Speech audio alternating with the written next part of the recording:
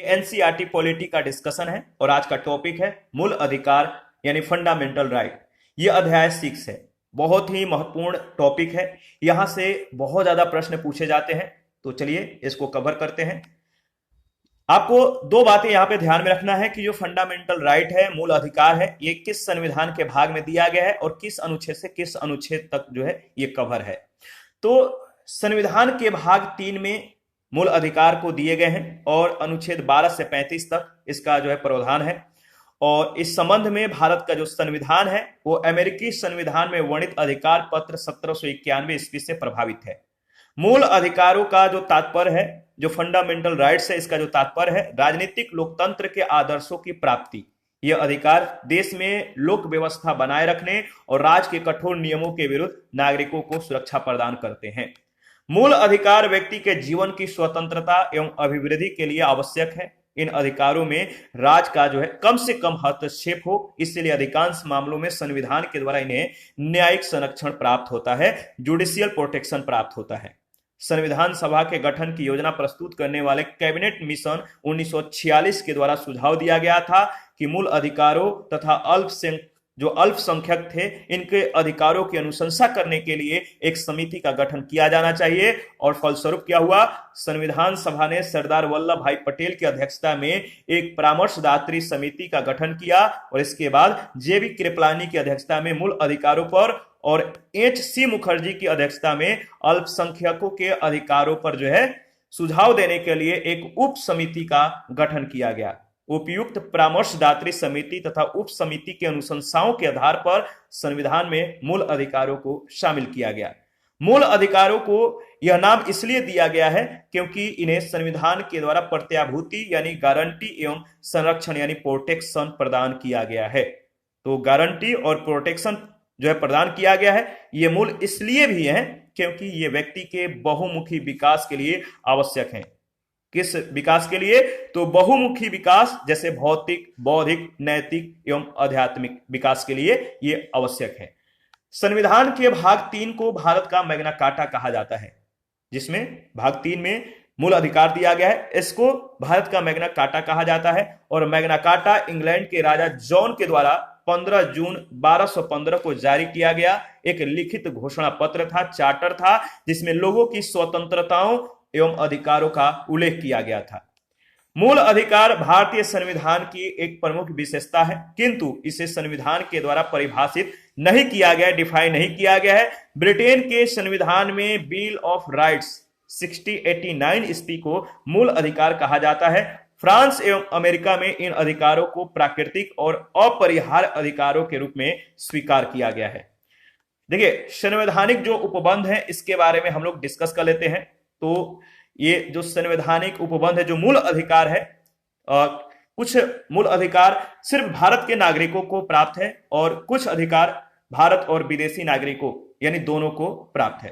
तो पहले डिस्कस कर लेते हैं कि जो भारत के नागरिक को जो केवल मूल अधिकार जो प्राप्त है, सिर्फ भारत के नागरिक को प्राप्त होता है, वो कौन कौन से मूल अधिकार हैं। तो याद रखिएगा, अनुच्छेद 15, 16, 19, 29, 30 ये सिर्फ भारतीय नागरिक को ये अधिकार प्राप्त है।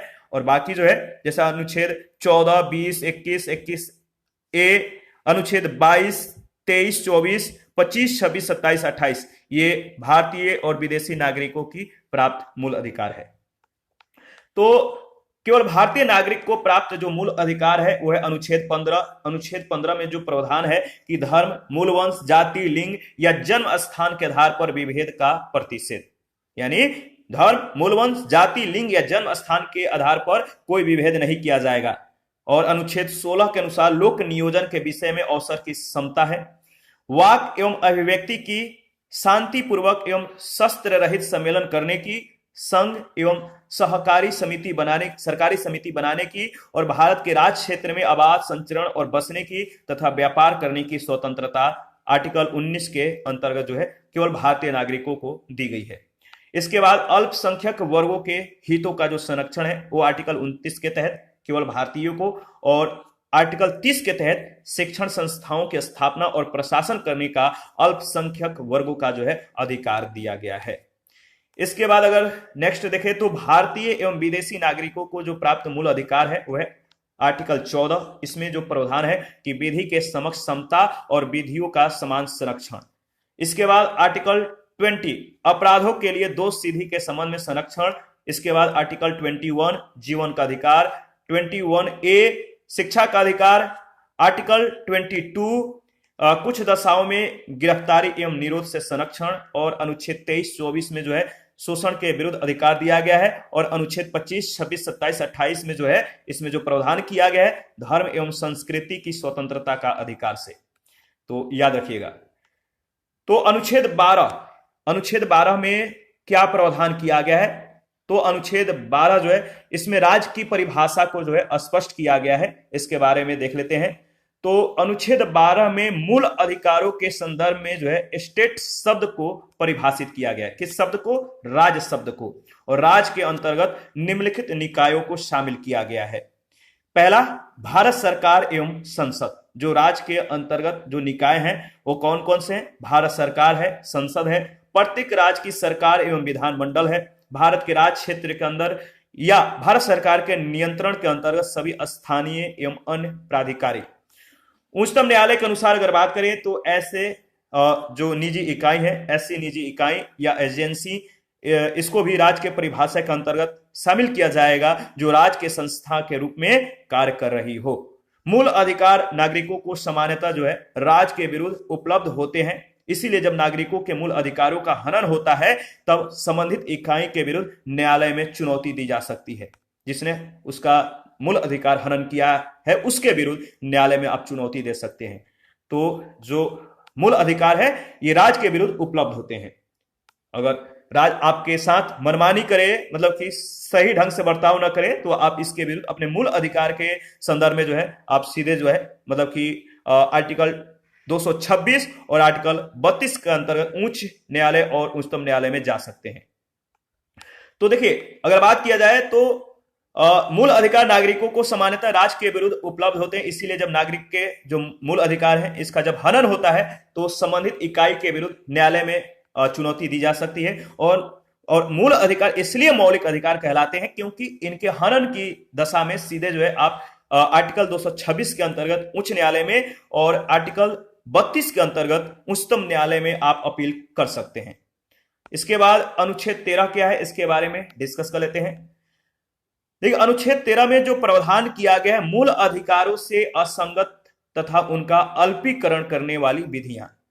तो अनुच्छेद 13(1) में संविधान के लागू होने के पहले से भारत के राज्य क्षेत्र में लागू किसी संवैधानिक विधि और मूल अधिकारों के मध्य यदि टकराव उत्पन्न हो जाए तो मूल अधिकार को प्राथमिकता दी जाएगी। तो 13(1) में जो प्रावधान किया गया है कि संविधान के लागू होने के पहले से भारत के राज्य क्षेत्र में अगर कोई संवैधानिक विधि लागू है और मूल अधिकारों के मध्य इन दोनों के बीच अगर टकराव हो जाता है तो सबसे ज्यादा प्रेफरेंस किसको दिया जाएगा? तो मूल अधिकार को प्राथमिकता दी जाएगी। वह विधि जिस मात्रा तक मूल अधिकार के विरोध में होगी उस मात्रा तक जो है वो क्या हो जाएगा? शून्य हो जाएगी। यानी इस प्रकार के विधियों की जो है न्यायिक समीक्षा, जुडिशियल रिव्यू की जा सकती है। इसके बाद है पृथक्करणीयता का सिद्धांत। ठीक है, पृथक्करणीयता का सिद्धांत क्या है? यदि किसी अधिनियम या एक्ट का कोई भाग मूल अधिकार से असंगत होता है तो इसके कारण असंवैधानिक ये सिद्ध हो जाता है। अगर कोई एक्ट जो है वो मूल अधिकार से असंगत होगा तो वो क्या होगा? असंवैधानिक सिद्ध होगा। उस पूरे अधिनियम को शून्य घोषित किया जाना चाहिए और उसके केवल उसी भाग को जो मूल अधिकार से असंगत है। इस प्रश्न के समाधान के लिए पृथक्करणीयता का सिद्धांत विकसित हुआ है। इस सिद्धांत के अनुसार यदि किसी अधिनियम का असंवैधानिक भाग ऐसा है जिसे अधिनियम के मूल उद्देश्य यानी विधानमंडल के आशय को समाप्त किए बिना अलग किया जा सकता है तो केवल मूल अधिकार से जो है विरोध रखने वाली इसी भाग को, जो मूल अधिकार से टकराव रखता है जितना भाग, तो उसी भाग को शून्य किया जाएगा, न कि पूरे अधिनियम को।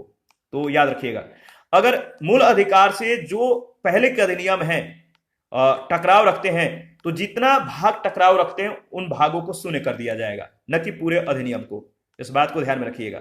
इसके बाद है राइट टू प्राइवेसी, निजता का अधिकार। इसके बारे में डिस्कस कर लेते हैं। देखिए, 24 अगस्त 2017 को सर्वोच्च न्यायालय की 9 सदस्यीय संविधान पीठ ने निजता का अधिकार मामले पर निर्णय देते हुए इसे मौलिक अधिकार माना है। ठीक है, फंडामेंटल राइट माना है और निर्णय के अनुसार निजता का जो अधिकार है वो अनुच्छेद 21 में प्रदत्त जीवन एवं दैहिक स्वतंत्रता के अधिकार का ये अंग है। निजता का अधिकार भारतीय संविधान के भाग 3 के अंतर्गत निहित विभिन्न मूलभूत स्वतंत्रताओं के अंतर्गत स्वतः संरक्षित है।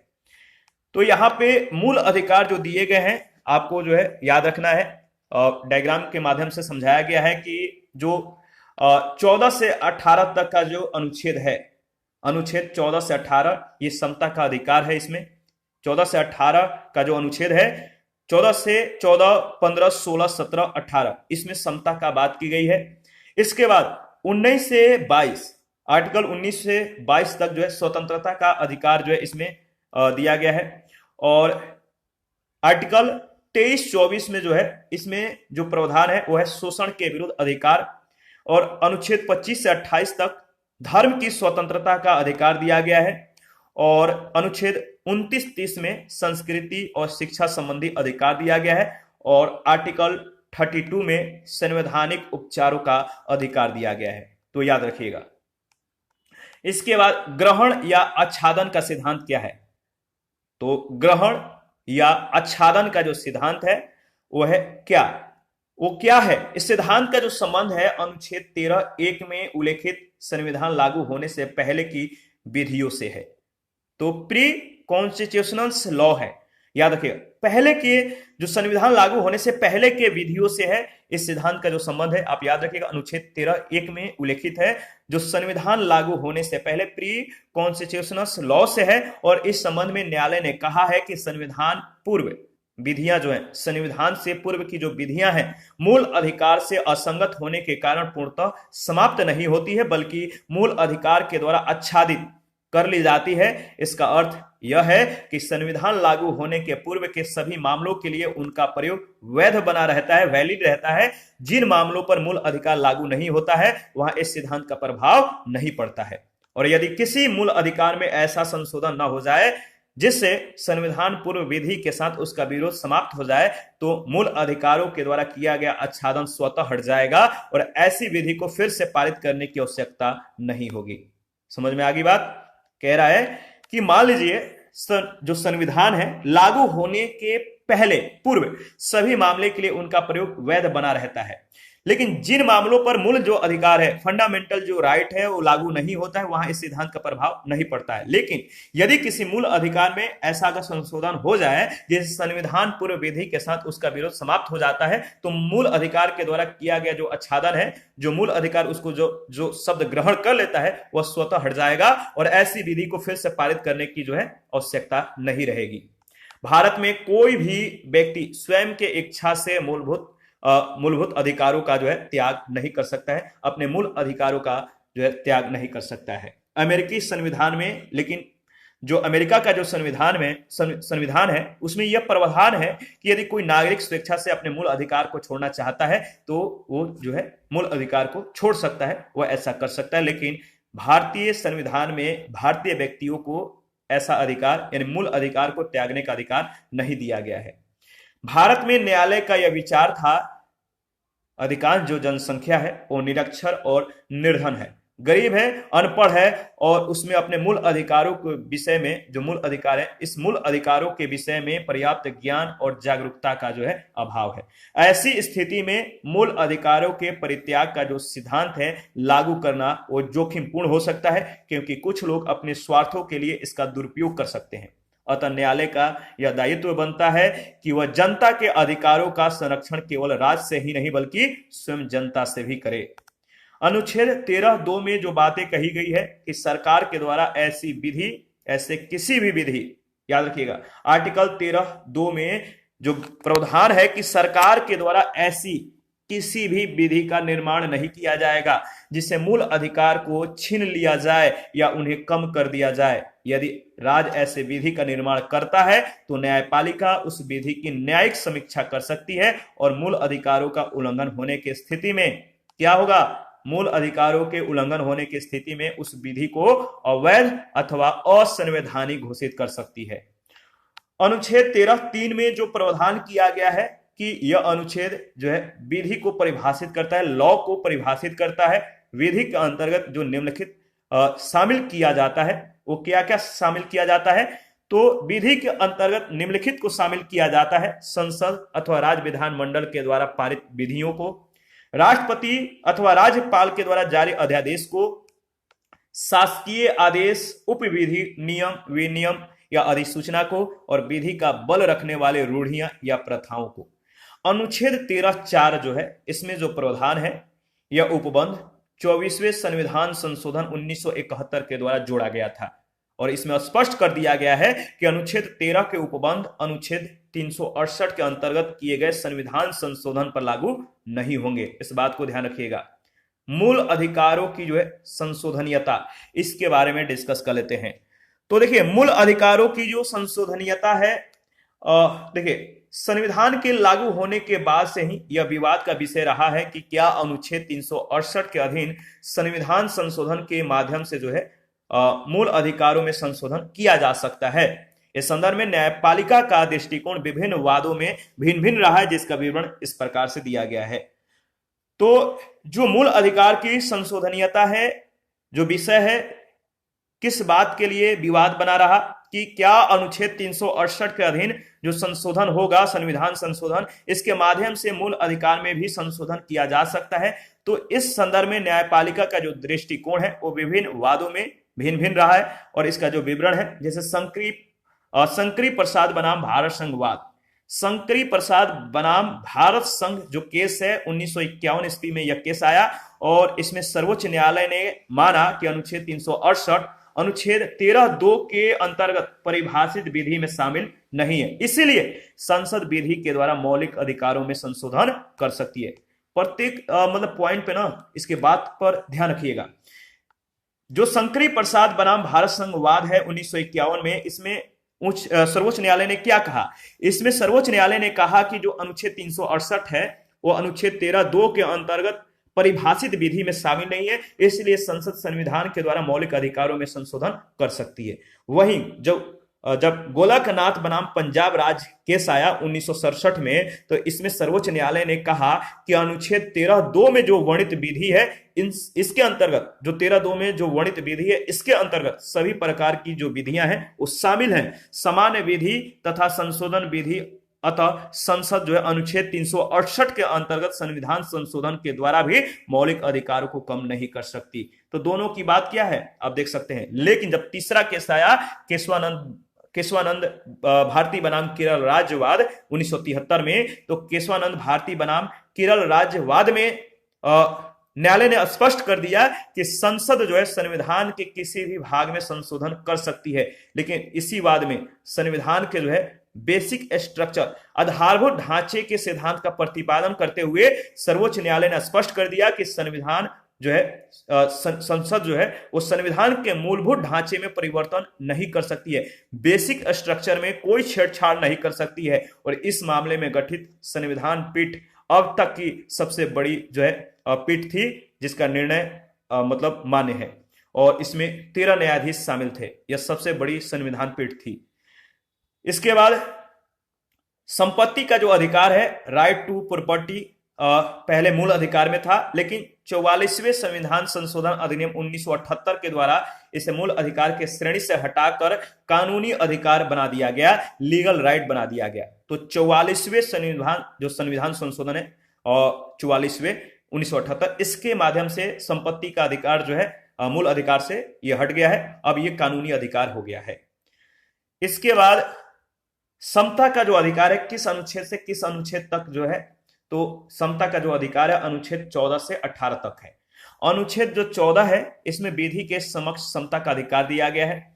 अनुच्छेद 14 के अनुसार अगर बात करें तो राज्य जो है भारत के राज क्षेत्र में किसी व्यक्ति को विधि के समक्ष समता या विधियों के समान संरक्षण से वंचित नहीं करेगा। इस अनुच्छेद के द्वारा प्राप्त संरक्षण केवल नागरिकों तक ही सीमित नहीं है, बल्कि वह सभी व्यक्तियों पर लागू होता है। इनमें व्यक्ति से तात्पर्य निगम, कंपनी, नागरिक और विदेशी नागरिकों से है। सभी व्यक्तियों के लिए जो है एक समान विधि लागू होगी तथा किसी भी व्यक्ति को विधि के उल्लंघन के बिना दंडित नहीं किया जाएगा।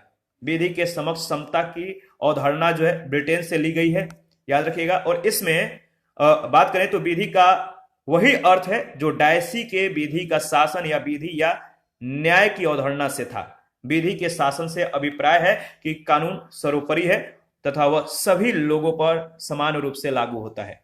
यह एक नकारात्मक विचार है क्योंकि समता के कारण विभिन्न परिस्थितियों वाले व्यक्तियों, गरीब, पिछड़े, मजदूर और वंचित वर्ग आदि पर जो है एक समान विधि लागू करना उचित नहीं है।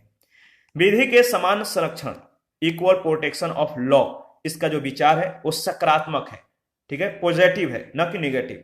सकारात्मक भेदभाव है, इसे सकारात्मक भेदभाव का विचार भी कहा जाता है और इसके अंतर्गत समान लोगों के साथ समान व्यवहार और असमान लोगों के साथ असमान व्यवहार किया जाता है। और यह अमेरिका से, यह विचार जो है अमेरिका से लिया गया विचार है, याद रखिएगा। इसके बाद देखिए बात किया जाए तो मूल अधिकार जो है इसके बारे में देख लेते हैं। तो देखिए मूल अधिकार जो है समता का जो अधिकार है अनुच्छेद 14 से 18 तक जो है इसमें दिया गया है। कितना से कितना तक? 14 से 18 तक।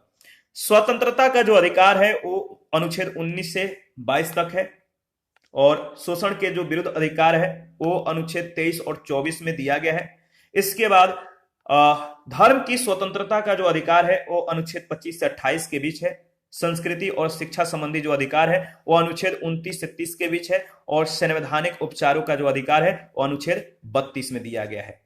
तो देखिए जो अनुच्छेद 14 से 18 है वो है समानता का अधिकार और इसमें जो अनुच्छेद 14 है इसमें जो बातें कही गई है कि विधि के समक्ष समता का एवं विधियों का समान संरक्षण का जो अधिकार दिया गया है वो आर्टिकल 14 में है।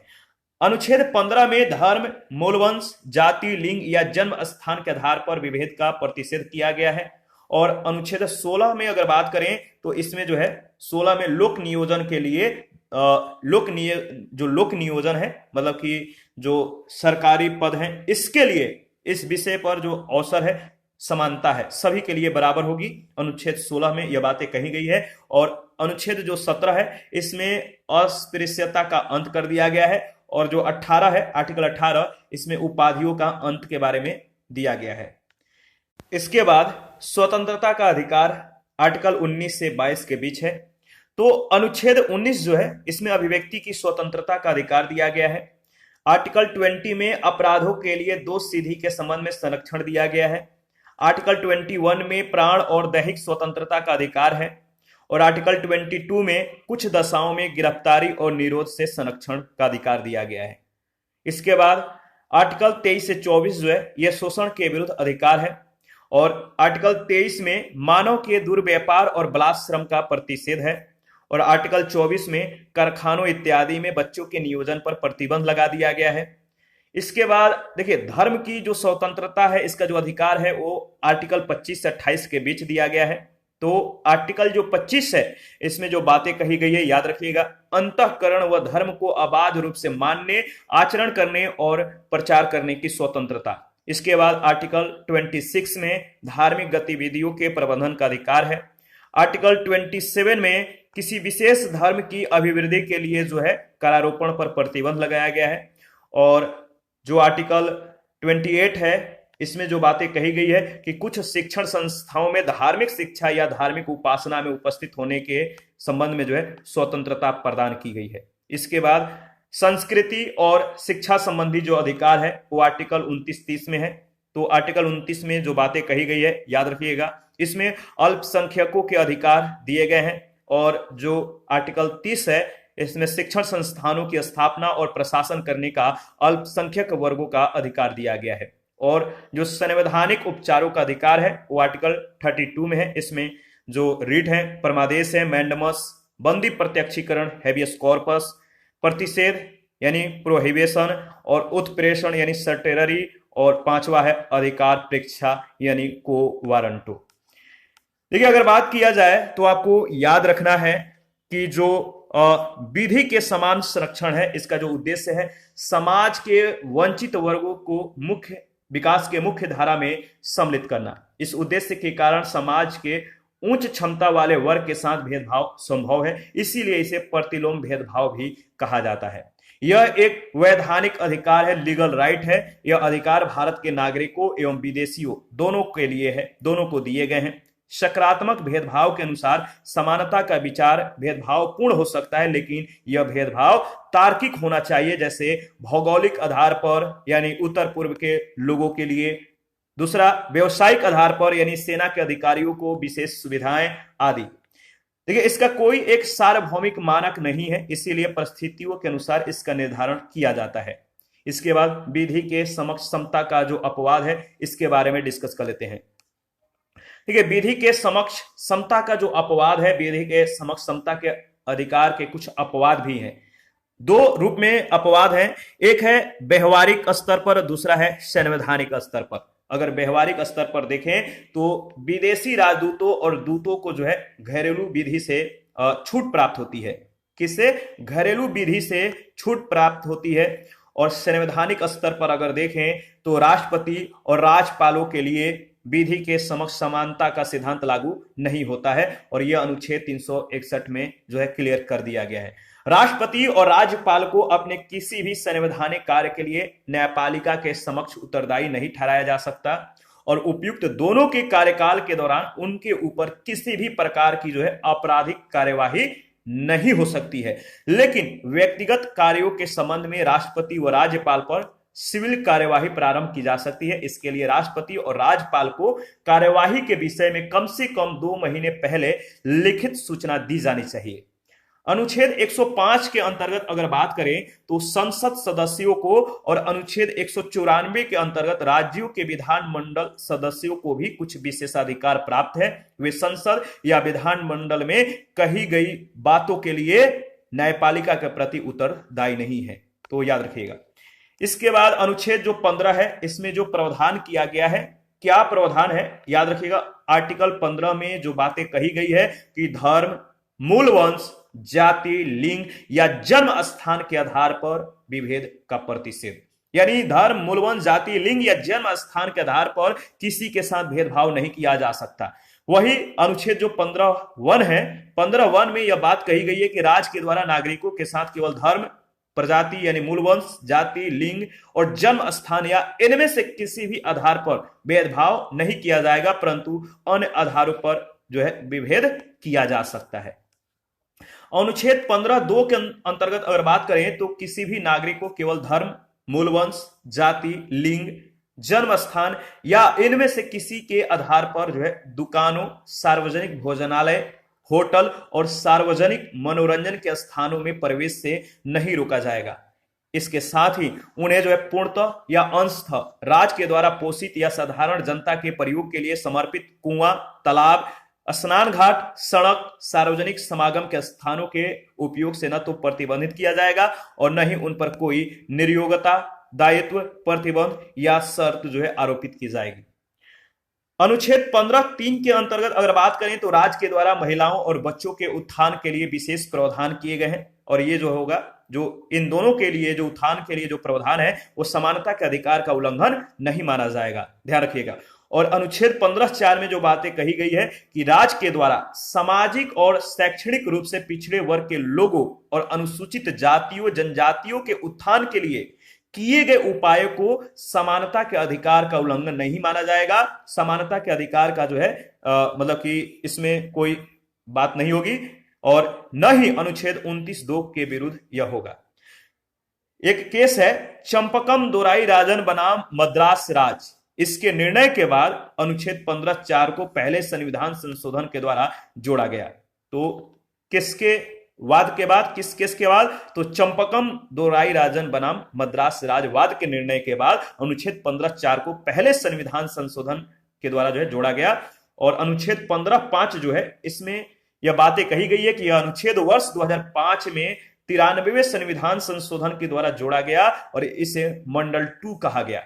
सामाजिक और शैक्षणिक दृष्टि से पिछड़े वर्ग तथा अनुसूचित जाति या जनजाति के उत्थान के लिए सभी केंद्रीय शैक्षणिक संस्थानों तथा निजी शैक्षणिक संस्थानों में आरक्षण प्रदान किया जाएगा, परंतु यह आरक्षण अल्पसंख्यक शैक्षणिक संस्थानों पर लागू नहीं होगा। अनुच्छेद 15(6) के अंतर्गत अगर बात करें तो इस अनुच्छेद की कोई बात या जो 15(6) है, अनुच्छेद 15(6) में इस अनुच्छेद की कोई भी बात या अनुच्छेद 19 का खंड 6 या अनुच्छेद 29(2), ये जो है ये दोनों याद रखिएगा, अनुच्छेद 19 का खंड 6 तथा अनुच्छेद 29(2) राज्य को नागरिकों के आर्थिक रूप से पिछड़े वर्ग यानी ईडब्ल्यूएस की उन्नति के लिए कोई विशेष उपबंध करने से नहीं रोकेंगे। सामाजिक और शैक्षिक रूप से पिछड़े वर्गों की जो पहचान है, देख लेते हैं किस तरह से किया जाता है, किया गया है। अनुच्छेद 340 में राष्ट्रपति के द्वारा सामाजिक और शैक्षिक रूप से पिछड़े वर्गों की पहचान के लिए एक आयोग की स्थापना का प्रावधान है। इस संबंध में 1953 में काका काले, याद रखिएगा इनका नाम बहुत ज्यादा इंपॉर्टेंट है, 1953 में काका कालेलकर आयोग के द्वारा 1979 में बिंदेश्वरी प्रसाद मंडल की अध्यक्षता में मंडल आयोग का गठन किया गया। काका कालेलकर और 1920 ये काका कालेलकर आयोग जो है कब गठित हुआ, 1953 में, और 1979 में बिंदेश्वरी प्रसाद मंडल की अध्यक्षता में मंडल आयोग का गठन हुआ। मंडल आयोग ने भारत में जाति और वर्ग को एक दूसरे का पर्याय मानते हुए पिछड़े वर्ग में पिछड़ी जातियों को शामिल किया। पिछड़ी जातियों की पहचान के लिए उन्होंने 3 मानकों का प्रयोग किया। ये 3 मानक जो है आपको ध्यान में रखना है, वो है सामाजिक, शैक्षिक और आर्थिक। इस आधार पर उन्होंने 3743 जातियों को पिछड़ी जाति की श्रेणी में क्या कर दिया, सम्मिलित किया। ठीक है, याद रखिएगा जो 3 आधार हैं इंपॉर्टेंट है। राज्य सरकारी सहायता प्राप्त, राज्य सरकारी सहायता प्राप्त या निजी शैक्षिक संस्थाओं यानी अल्पसंख्यक शिक्षा संस्थानों में नहीं, याद रखिएगा। तो निजी शैक्षिक संस्थाओं में प्रवेश के लिए आर्थिक रूप से पिछड़े वर्ग के लिए अधिकतम 10% के आरक्षण का प्रावधान कर सकेगा। कहां पर नहीं, तो अल्पसंख्यक शिक्षक संस्थानों में नहीं, शिक्षा जो अल्पसंख्यक शिक्षक संस्थान है यहां पे नहीं होगा ये 10% का आरक्षण का प्रावधान। अनुच्छेद जो 16 है इसके बारे में अगर बात करें तो इसमें जो प्रावधान किया गया है कि लोक नियोजन के विषय में जो अवसर होगा वो सबको समान होगा, सबको समानता दी जाएगी।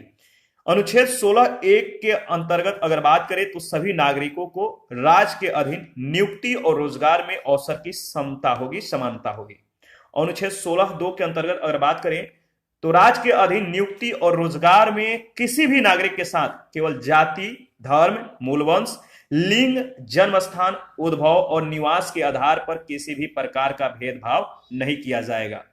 राज्य के अंतर्गत रोजगार एवं नियुक्तियों में लगने वाले प्रतिबंध, विधि के समान संरक्षण का प्रभाव। तो राज्य के अंतर्गत रोजगार और नियुक्तियों में लगने वाले प्रतिबंध जो है, विधि के समान संरक्षण का जो प्रभाव है, इसके बारे में डिस्कस कर लेते हैं।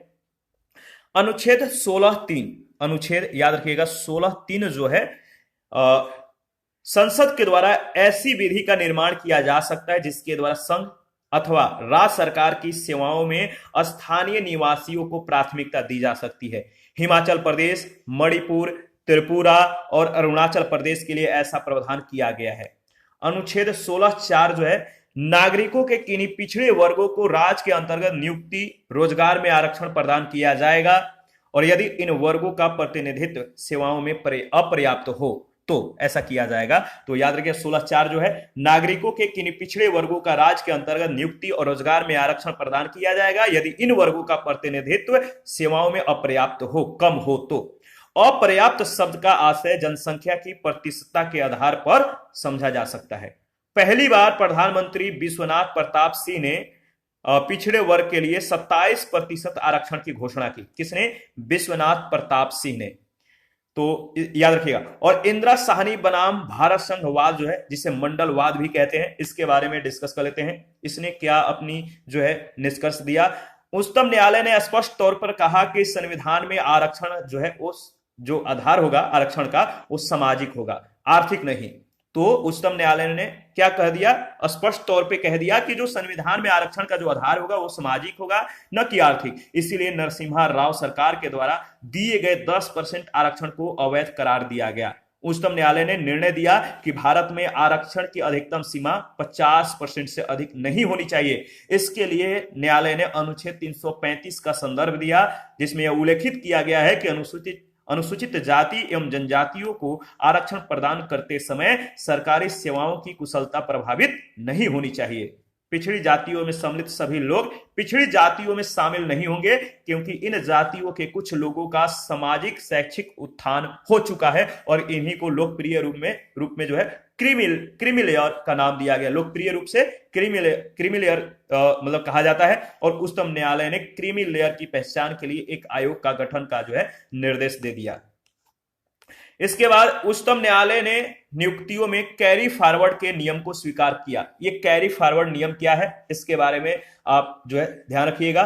तो देखिए, कैरी फॉरवर्ड को जो है उच्चतम न्यायालय ने नियुक्तियों में अग्रनयन यानी कैरी फॉरवर्ड जो नियम है इसको स्वीकार किया। और इस नियम के अनुसार यदि आरक्षित सीटें जो हैं अगर खाली रह जाती हैं तो उन्हें अगले साल भरा जाएगा, लेकिन इसमें 50% की अधिकतम आरक्षण सीमा का जो है उल्लंघन नहीं होगा।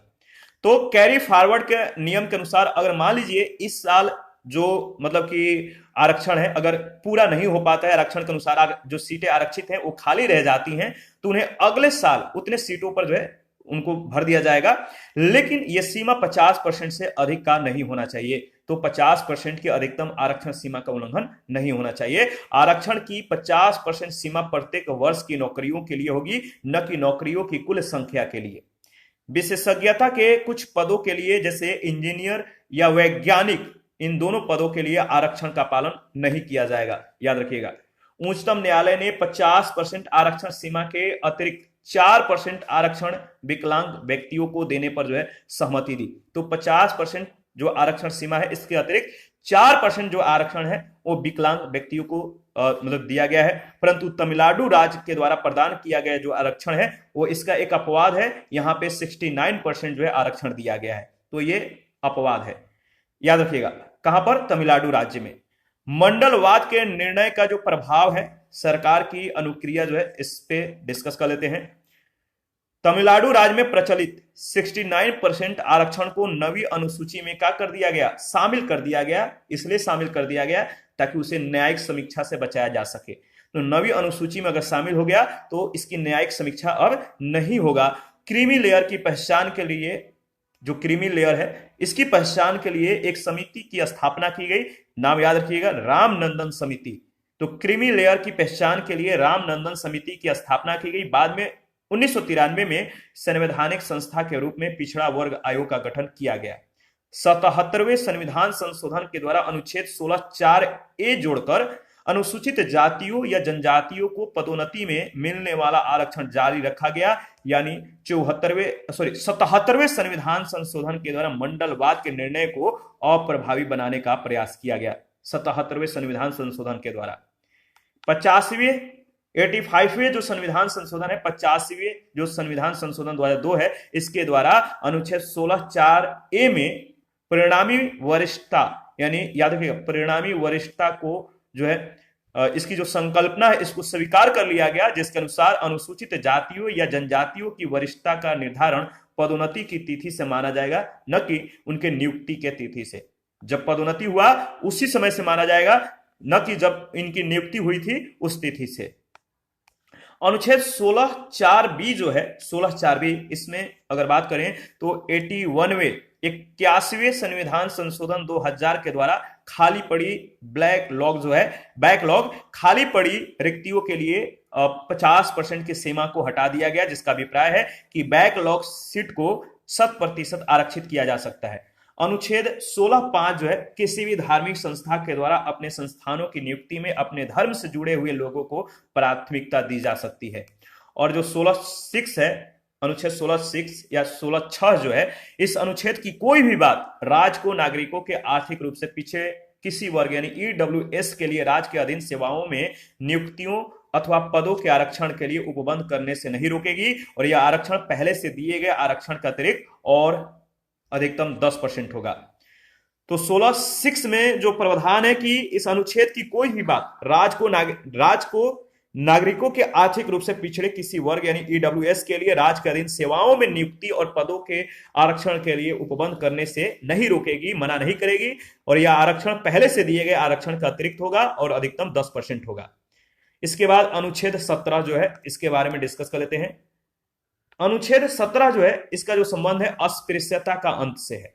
अनुच्छेद 17 के अंतर्गत अस्पृश्यता यानी छुआछूत को जो है प्रतिबंधित किया गया है, परंतु संविधान में अस्पृश्यता को परिभाषित नहीं किया गया है।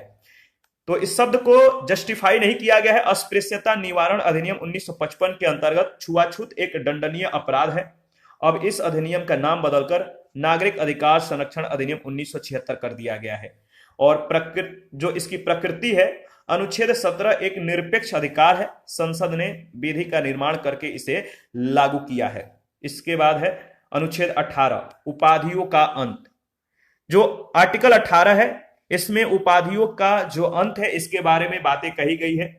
देखिए, तो पहला जो इसमें जो बातें हैं, राज्य के द्वारा व्यक्ति को, जो स्टेट है, राज्य के द्वारा व्यक्ति को कोई उपाधि नहीं दी जाएगी, परंतु शैक्षणिक और सैन्य उपाधियां दी जा सकती है। तो राज्य जो है कोई व्यक्ति को, राज्य किसी भी व्यक्ति को कोई उपाधि नहीं देगा, लेकिन शैक्षणिक और सैन्य उपाधियां दी जा सकती है। कोई भारतीय नागरिक विदेशी राज्य से उपाधि नहीं लेगा। कोई व्यक्ति जो भारतीय नागरिक नहीं है लेकिन राज्य के अंतर्गत किसी लाभ के पद पर कार्यरत है, वह राष्ट्रपति के सहमति के बिना उपाधि नहीं लेगा विदेशी राज्य से। इसके बाद विवाद जो है, वर्ष 1954 में जब भारत सरकार ने भारत रत्न और पद्म पुरस्कारों का प्रारंभ किया, तब इसे अनुच्छेद 18 का उल्लंघन मानते हुए बालाजी राघवन ने न्यायालय में एक याचिका दायर की। और इस याचिका का परिणाम यह निकला कि बालाजी राघवन वाद में सुप्रीम कोर्ट ने उपाधि और पुरस्कार में अंतर करते हुए, डिफरेंट करते हुए बताया कि भारत रत्न और पद्म पुरस्कार उपाधि नहीं बल्कि एक सम्मान है। अतः केंद्र सरकार के द्वारा ऐसे सम्मान देना संवैधानिक है। समानता का अर्थ यह बिल्कुल नहीं है कि प्रतिभाशाली व्यक्तियों का सम्मान न किया जाए, परंतु इन पुरस्कारों से सम्मानित व्यक्ति के द्वारा इन पुरस्कारों का प्रयोग अपने नाम के साथ नहीं किया जा सकेगा। इसके बाद स्वतंत्रता का जो अधिकार है वो अनुच्छेद 19 से 22 तक है।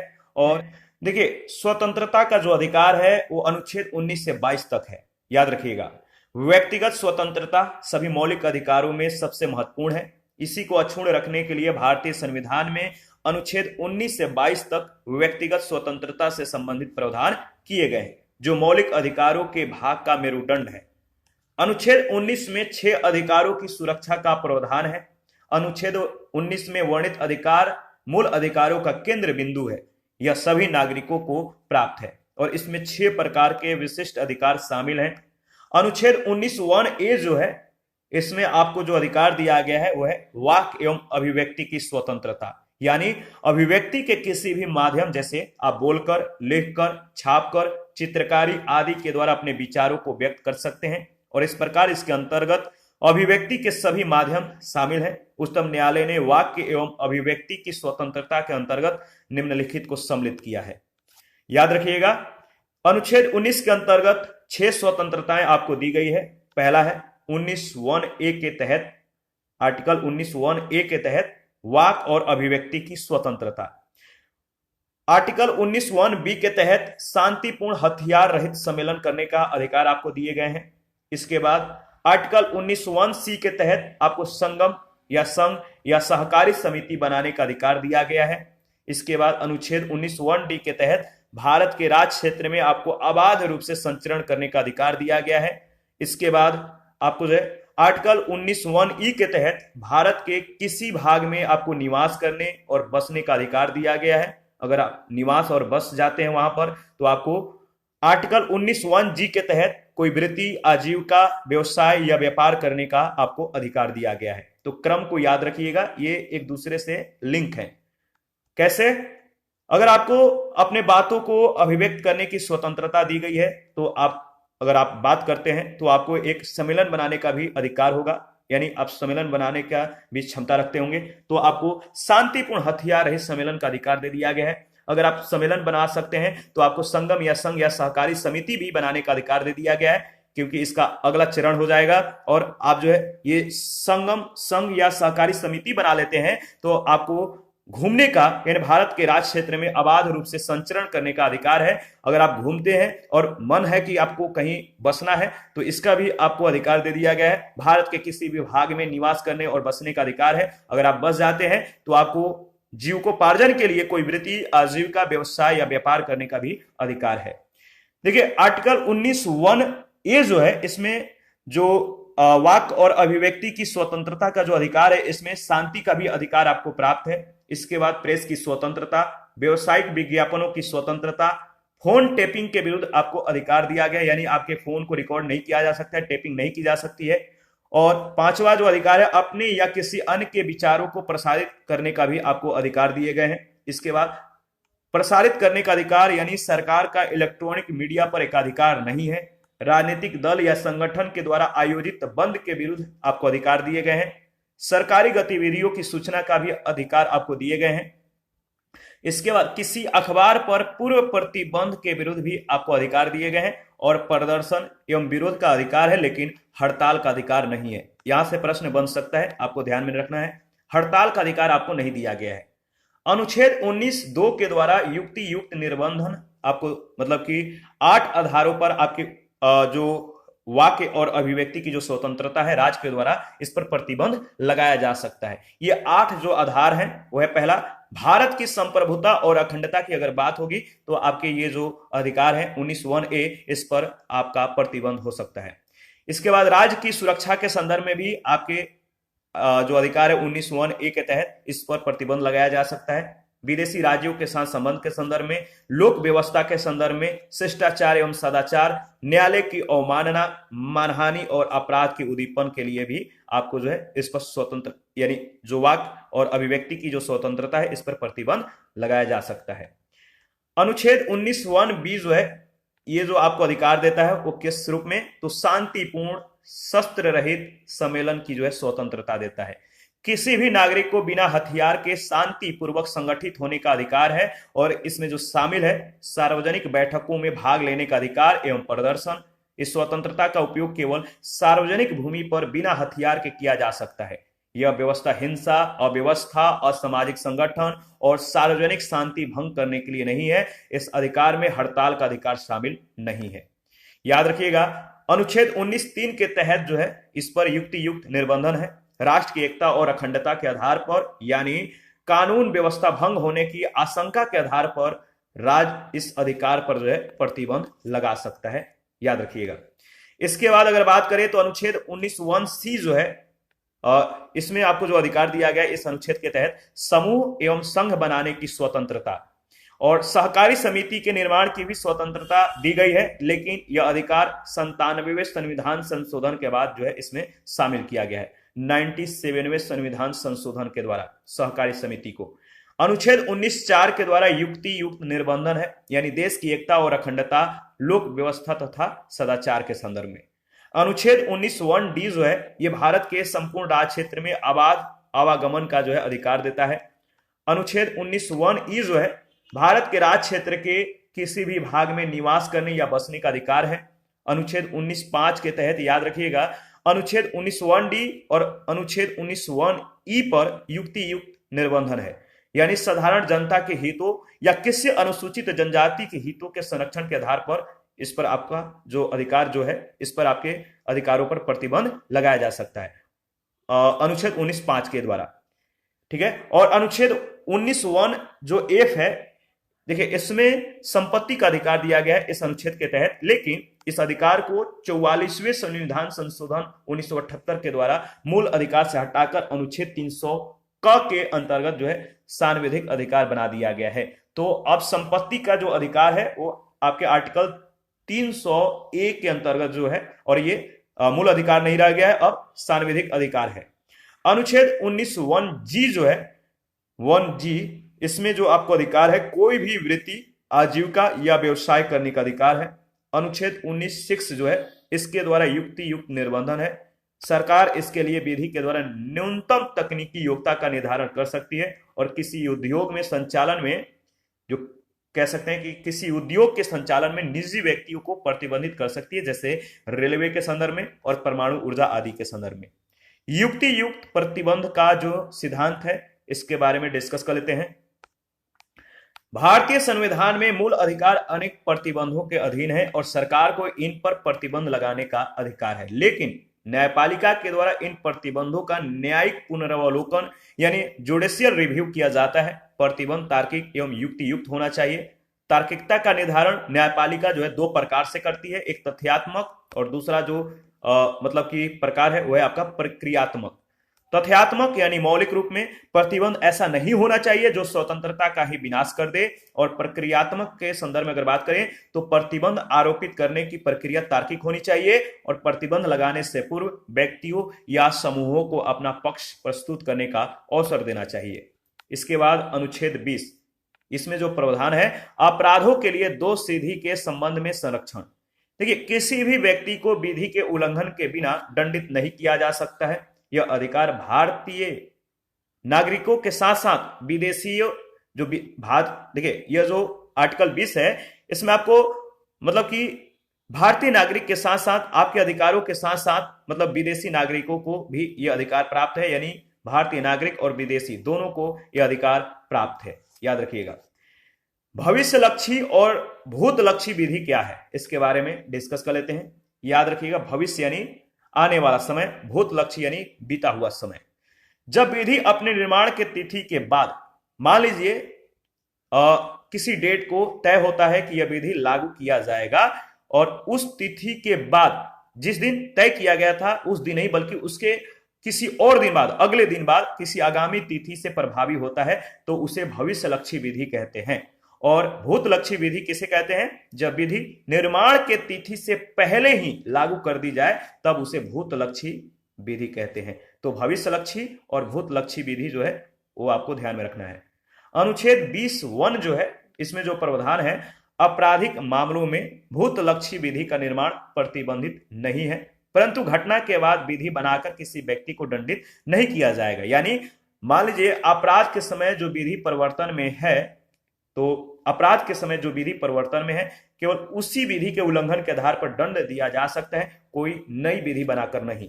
तो अब जब अपराध कर रहे हैं और उस समय जो कोई कानून उसके उल्लंघन के संदर्भ में एक्टिव है तो उसी संदर्भ में आपको वो आपका जो मतलब कि सजाए होगा, जो दंड होगा वो मिलेगा, न कि उसके लिए कोई नया विधि बनाकर आपको दंड दिया जाएगा। अनुच्छेद 20(2) के संदर्भ में अगर बात करें तो किसी व्यक्ति को एक ही अपराध के लिए एक से अधिक बार दंडित नहीं किया जा सकता है। याद रखिएगा। देखिए, यदि किसी लोक सेवक को आपराधिक आरोप में पदच्युत किया जाता है तो उसकी पदच्युति जो है द्वैध दंडादेश के अंतर्गत नहीं आती, उस पर न्यायालय में पुनः मुकदमा चलाया जा सकता है, यानी उसे अभियोजित किया जा सकता है। अनुच्छेद 20(3) के अंतर्गत अगर बात करें तो किसी भी व्यक्ति को अपने ही विरुद्ध गवाही देने के लिए बाध्य नहीं किया जा सकता। तो 20(3) में यह प्रावधान है कि किसी भी व्यक्ति को अपने ही विरुद्ध गवाही देने के लिए बाध्य आप नहीं कर सकते हैं। याद रखिएगा। और इसके बाद अनुच्छेद 21 है 21, इसमें जो प्रावधान किया गया है प्राण एवं दैहिक स्वतंत्रता का संरक्षण। याद रखिएगा। अनुच्छेद 21 जो है इसमें जो आपको अधिकार मिले हैं वो किस रूप में है? तो प्राण एवं दैहिक स्वतंत्रता का आपको जो है अधिकार है। इसमें पहला जो है जीवन का अधिकार, आर्टिकल 21 के तहत जीवन का अधिकार है। राज्य के द्वारा किसी भी व्यक्ति को विधि के द्वारा स्थापित प्रक्रिया से ही उसके जीवन एवं दैहिक स्वतंत्रता से वंचित किया जाएगा। याद रखिएगा। तो इसके बाद अनुच्छेद 21 के तहत प्रदत्त प्राण एवं दैहिक स्वतंत्रता के अर्थ के विस्तार में मेनका गांधी बनाम भारत संघवाद 1978 के जो भूमिका है वो विशेष रही है। इस वाद में जो मतलब कि जो फैसला सामने आया उसको आप ध्यान में रखिएगा और इस केस को भी ध्यान में रखिएगा। मेनका गांधी बनाम भारत संघवाद 1978। इसी वाद में न्यायालय ने पहली बार माना कि अनुच्छेद 21 में प्रयुक्त दैहिक स्वतंत्रता में वे समस्त आवश्यक तत्व शामिल हैं जो व्यक्ति के जीवन को गरिमापूर्ण बनाने में सक्षम है, और इन अर्थों में अनुच्छेद 19 के तहत प्रदान किए गए स्वतंत्रता के समस्त अधिकार स्वयं ही समाहित हो जाते हैं। उच्चतम न्यायालय ने अपने विभिन्न निर्णयों के द्वारा अनुच्छेद 21 के अर्थों का विस्तार किया है। याद रखिएगा। न्यायपालिका ने इस बात पर बल दिया कि जीवन के अधिकार में मात्र पशु तुल्य जीवन स्वीकार नहीं होगा, यानी पशु के समान आप जीवन नहीं जी सकते हैं, इसका अधिकार जो है स्वीकार नहीं होगा, बल्कि मानव होने के कारण सम्मानपूर्ण जीवन आपको जो है जीने का या सम्मानपूर्ण जीवन चाहिए, इसका अधिकार दिया गया है। न्यायपालिका के अनुसार अनुच्छेद 19 और अनुच्छेद 21 जो है एक दूसरे के पूरक हैं और इसीलिए जीवन के अधिकार में स्वतंत्रता का अधिकार स्वाभाविक रूप में सम्मिलित हो जाता है। यानी आर्टिकल 21 में आर्टिकल 19 जो है ये स्वाभाविक रूप से इसमें समाहित हो जाता है, सम्मिलित हो जाता है। इस दोनों को मिलाकर जो है इसकी व्याख्या कर सकते हैं। देखिए याद रखिएगा, अनुच्छेद 21 में अंतर्निहित जो अधिकार है वो आपको 36 अधिकार है। अनुच्छेद 21 के भाग के रूप में निम्नलिखित अधिकारों की जो घोषणा की गई है, पहला है जीवन रक्षा का अधिकार, जीवन रक्षा का अधिकार। निजता का भी अधिकार जो है 21 के तहत आता है, आर्टिकल 21 के तहत। आश्रय का अधिकार आता है, स्वास्थ्य का अधिकार, सुनवाई का अधिकार, सूचना का अधिकार, प्रतिष्ठा का अधिकार, सोने का, सोना यानी गोल्ड नहीं, स्लिप का अधिकार, स्लीपिंग का अधिकार है, और निष्पक्ष सुनवाई का अधिकार दिया गया है, बेधुत का अधिकार दिया गया है, मानवीय प्रतिष्ठा के साथ जीने का अधिकार, स्वच्छ पर्यावरण, प्रदूषित रहित जल और वायु में जीने का अधिकार एवं हानिकारक उद्योगों के विरुद्ध सुरक्षा का भी अधिकार आपको दिए गए हैं। इसके बाद 6 से 14 वर्ष के उम्र तक के बच्चों को निःशुल्क शिक्षा का अधिकार है, निःशुल्क कानूनी सहायता का अधिकार है, अकेले कारावास में बंद होने के विरुद्ध अधिकार दिए गए हैं, त्वरित सुनवाई का अधिकार है, हथकड़ी लगाने के विरुद्ध भी आपको अधिकार दिए गए हैं, और मानवीय व्यवहार के विरुद्ध भी अधिकार है, फांसी में देरी के विरुद्ध अधिकार है, विदेश यात्रा करने का भी आपको अधिकार दिए गए हैं, बंधुआ मजदूरी के विरुद्ध भी आपको अधिकार दिए गए हैं, हिरासत में शोषण के विरुद्ध अधिकार है, आपातकालीन चिकित्सा सुविधा का भी अधिकार है, सरकारी अस्पतालों में समय पर उचित इलाज का अधिकार दिया गया है, राज्य के बाहर न जाने का भी अधिकार है, कैदी के लिए जीवन की मूलभूत आवश्यकताओं का अधिकार जो है दिया गया है, और महिलाओं के साथ सम्मान पूर्वक व्यवहार करने का भी अधिकार है, सार्वजनिक फांसी के विरुद्ध अधिकार दिए गए हैं, दो सीधी न्यायालयिक आदेश के विरुद्ध अपील का अधिकार है, सामाजिक सुरक्षा और परिवार के संरक्षण का अधिकार है, सामाजिक एवं आर्थिक न्याय एवं सशक्तिकरण का भी अधिकार है, और मार्केटर्स के विरुद्ध भी अधिकार दिए गए हैं, जीवन बीमा पॉलिसी के विनियोग का अधिकार है, शोर प्रदूषण से मुक्ति का अधिकार है, और जीवन साथी चुनने का अधिकार है, गरिमा के साथ मृत्यु का भी आपको अधिकार दिए गए हैं। इसको एक दो बार देख लीजिएगा। न्यायपालिका ने इस संदर्भ में विधि की उचित प्रक्रिया का सिद्धांत माना, यानी विधि उचित, तार्किक, संवैधानिक प्रावधानों के अनुसार मतलब सही होना चाहिए। तो विधि उचित, तार्किक और संवैधानिक प्रावधानों के अनुसार सही होना चाहिए, तो इस विधि को उचित प्रक्रिया का सिद्धांत माना। न्यायपालिका को विधि की व्याख्या करने का अधिकार तो है ही, साथ ही उसके औचित्य के परीक्षण करने का भी इसे शक्ति है। न्यायिक सक्रियता का प्रारंभ मेनका गांधी वाद से ही माना जाता है, और इसमें न्यायपालिका ने प्राकृतिक न्याय के सिद्धांत का प्रतिपादन किया, नेचुरल जस्टिस के सिद्धांत का जो है इसमें प्रतिपादन किया गया। याद रखिएगा, प्राकृतिक न्याय क्या है, तो किसी व्यक्ति को विधि के उल्लंघन के पश्चात ही दंडित किया जाना चाहिए। किसी व्यक्ति को कब दंडित किया जाना चाहिए, तो विधि के उल्लंघन के बाद ही, और आरोपी व्यक्ति को अपना पक्ष रखने का अवसर दिए बिना दंड नहीं दिया जाना चाहिए। अनुच्छेद जो 19 है और जो आर्टिकल 21 है, इसकी जो मतलब कि व्याख्या है एक दूसरे पर निर्भर है, इसको आप ध्यान में रखेंगे।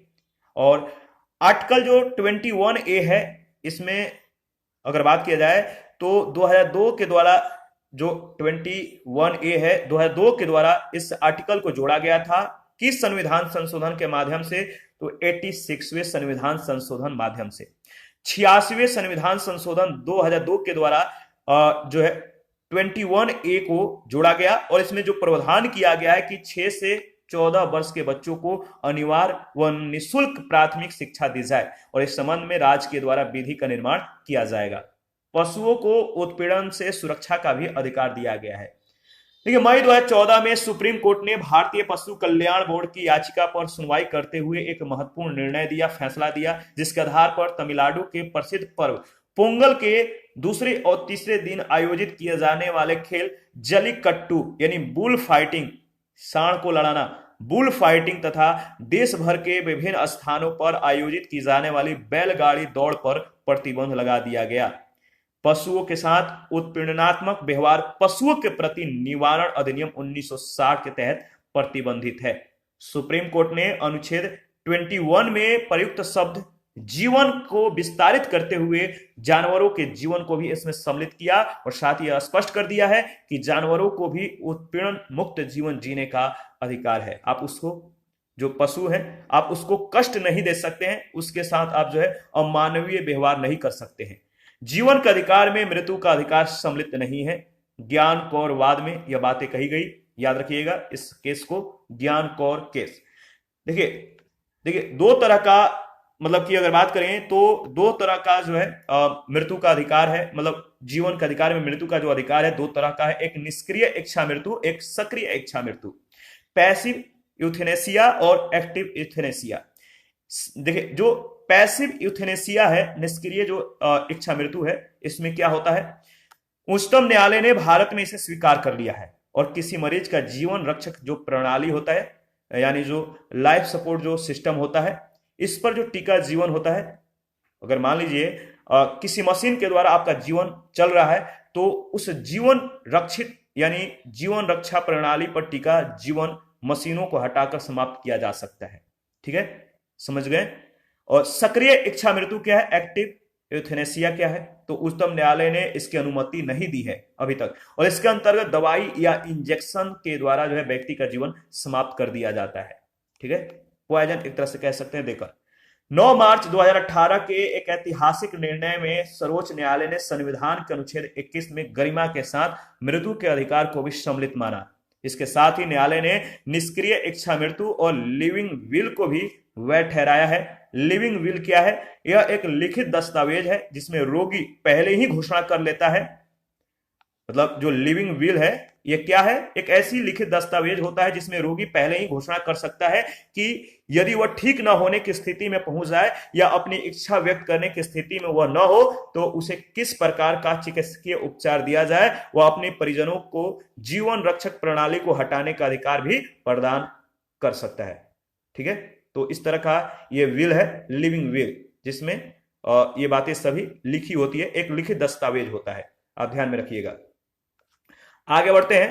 देखिए इसके बाद अनुच्छेद 22 है, इसमें जो प्रावधान किया गया है, कुछ दशाओं में गिरफ्तारी व निरोध से संरक्षण। अनुच्छेद 22(1) जो है, इसमें जो प्रावधान है, मनमानी गिरफ्तारी से आपको जो संरक्षण दिया गया है।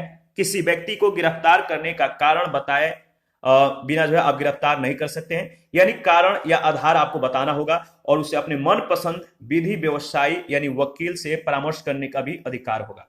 अनुच्छेद 22(2) के तहत अगर बात करें तो किसी व्यक्ति को हिरासत में लेने के 24 घंटे की अवधि में निकटतम न्यायिक मजिस्ट्रेट के समक्ष प्रस्तुत करना होगा, जिसमें यात्रा का समय शामिल नहीं होगा। इस 24 घंटे में जो यात्रा का समय होगा इसको शामिल नहीं किया जाएगा। अनुच्छेद 22(3) के तहत अगर बात करें तो ये एक अपवाद है, 2 प्रकार के व्यक्तियों को ये अधिकार नहीं मिलेंगे। पहला, निवारक निरोध में रखे गए लोगों के लिए और विदेशी शत्रु को। अनुच्छेद 22(4) और 22(7) ये प्रावधान जो है ये निवारक निरोध में रखे गए लोगों के लिए है। तो 22(4) और 22(7) में जो प्रावधान है ये निवारक निरोध में रखे गए लोगों के लिए है। जिस व्यक्ति को निवारक निरोध में बंदी बनाया जाएगा उसको कारण बताया जाएगा। अपने मनपसंद वकील से परामर्श करने का अधिकार होगा। यदि राष्ट्रीय एकता और अखंडता का विषय है तो कारण स्पष्ट करना आवश्यक नहीं है। और किसी व्यक्ति को यदि 3 महीने से ज्यादा निवारक नजरबंदी में रखना है तो एक समिति की अनुशंसा आवश्यक होगी, जिसका अध्यक्ष उच्च न्यायालय का न्यायाधीश होगा, याद रखिएगा। और संसद विधि के निर्माण के द्वारा निवारक नजरबंदी में बंदी बनाए गए लोगों की अधिकतम सजा का निर्धारण कर सकती है। निवारक निरोध की अवधि क्या है? देखिए 3 महीने तक किसी को भी बंदी बनाया जा सकता है। 3 महीने से अधिक समय के लिए बंदी बनाने के लिए न्यायिक समिति के द्वारा अनुशंसा जो है आवश्यक होगी और संसद विधि के द्वारा अधिकतम समय सीमा का निर्धारण कर सकती है। निवारक निरोध का आशय क्या है? निवारक निरोध का जो आशय किसी व्यक्ति को नजरबंद करके संभावित जो व्यक्ति है इसको नजरबंद करके संभावित अपराध को रोकना।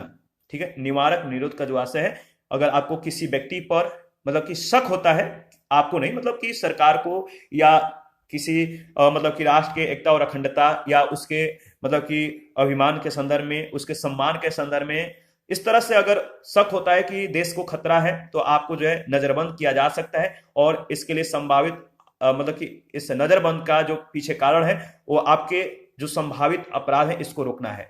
मात्र संदेह के आधार पर किसी को हिरासत में लेना या अपराध करने से पहले ही किसी व्यक्ति को नजरबंद कर लेना निवारक निरोध का आशय है। निवारक निरोध का जो आधार है वो क्या है? तो निवारक निरोध का जो आधार है, राष्ट्रीय सुरक्षा के लिए खतरा के संदर्भ में, राष्ट्रीय एकता और अखंडता के लिए चुनौती, सार्वजनिक सेवाओं की आपूर्ति में बाधा और समाज में वैमनस्य पैदा करने की प्रवृत्ति। यह है आपका निवारक निरोध का आधार। ठीक है, विधि निर्माण की जो शक्ति है इसके बारे में अगर बात करें तो भारत में निवारक निरोध की विधि निर्माण की शक्ति संघ एवं राज्य सरकार दोनों को है, याद रखिएगा। निवारक निरोध के जो कानून है इसके बारे में अगर बात करें तो मीसा जो है, पहला जो है मीसा, आंतरिक सुरक्षा अधिनियम 1971, इसके जो तत्कालीन परिस्थितियां थी 1900 मीसा लागू करने की जो तत्कालीन परिस्थितियां थी 1971 का युद्ध, देश की सुरक्षा, एकता और अखंडता का मुद्दा। दुरुपयोग भी हुआ 1975 में, आपातकाल के दौरान इसका दुरुपयोग हुआ, याद रखिएगा मीसा का। इसके बाद है कॉफी पोसा, ठीक है, कॉफी पोसा यानी COFEPOSA यानी विदेशी मुद्रा संरक्षण एवं तस्करी निवारक अधिनियम 1974। तो याद रखिए कॉफी पोसा। और इसके बाद है रासुका, राष्ट्रीय सुरक्षा कानून 1980, टाडा, आतंकवादी एवं विध्वंसक गतिविधियां।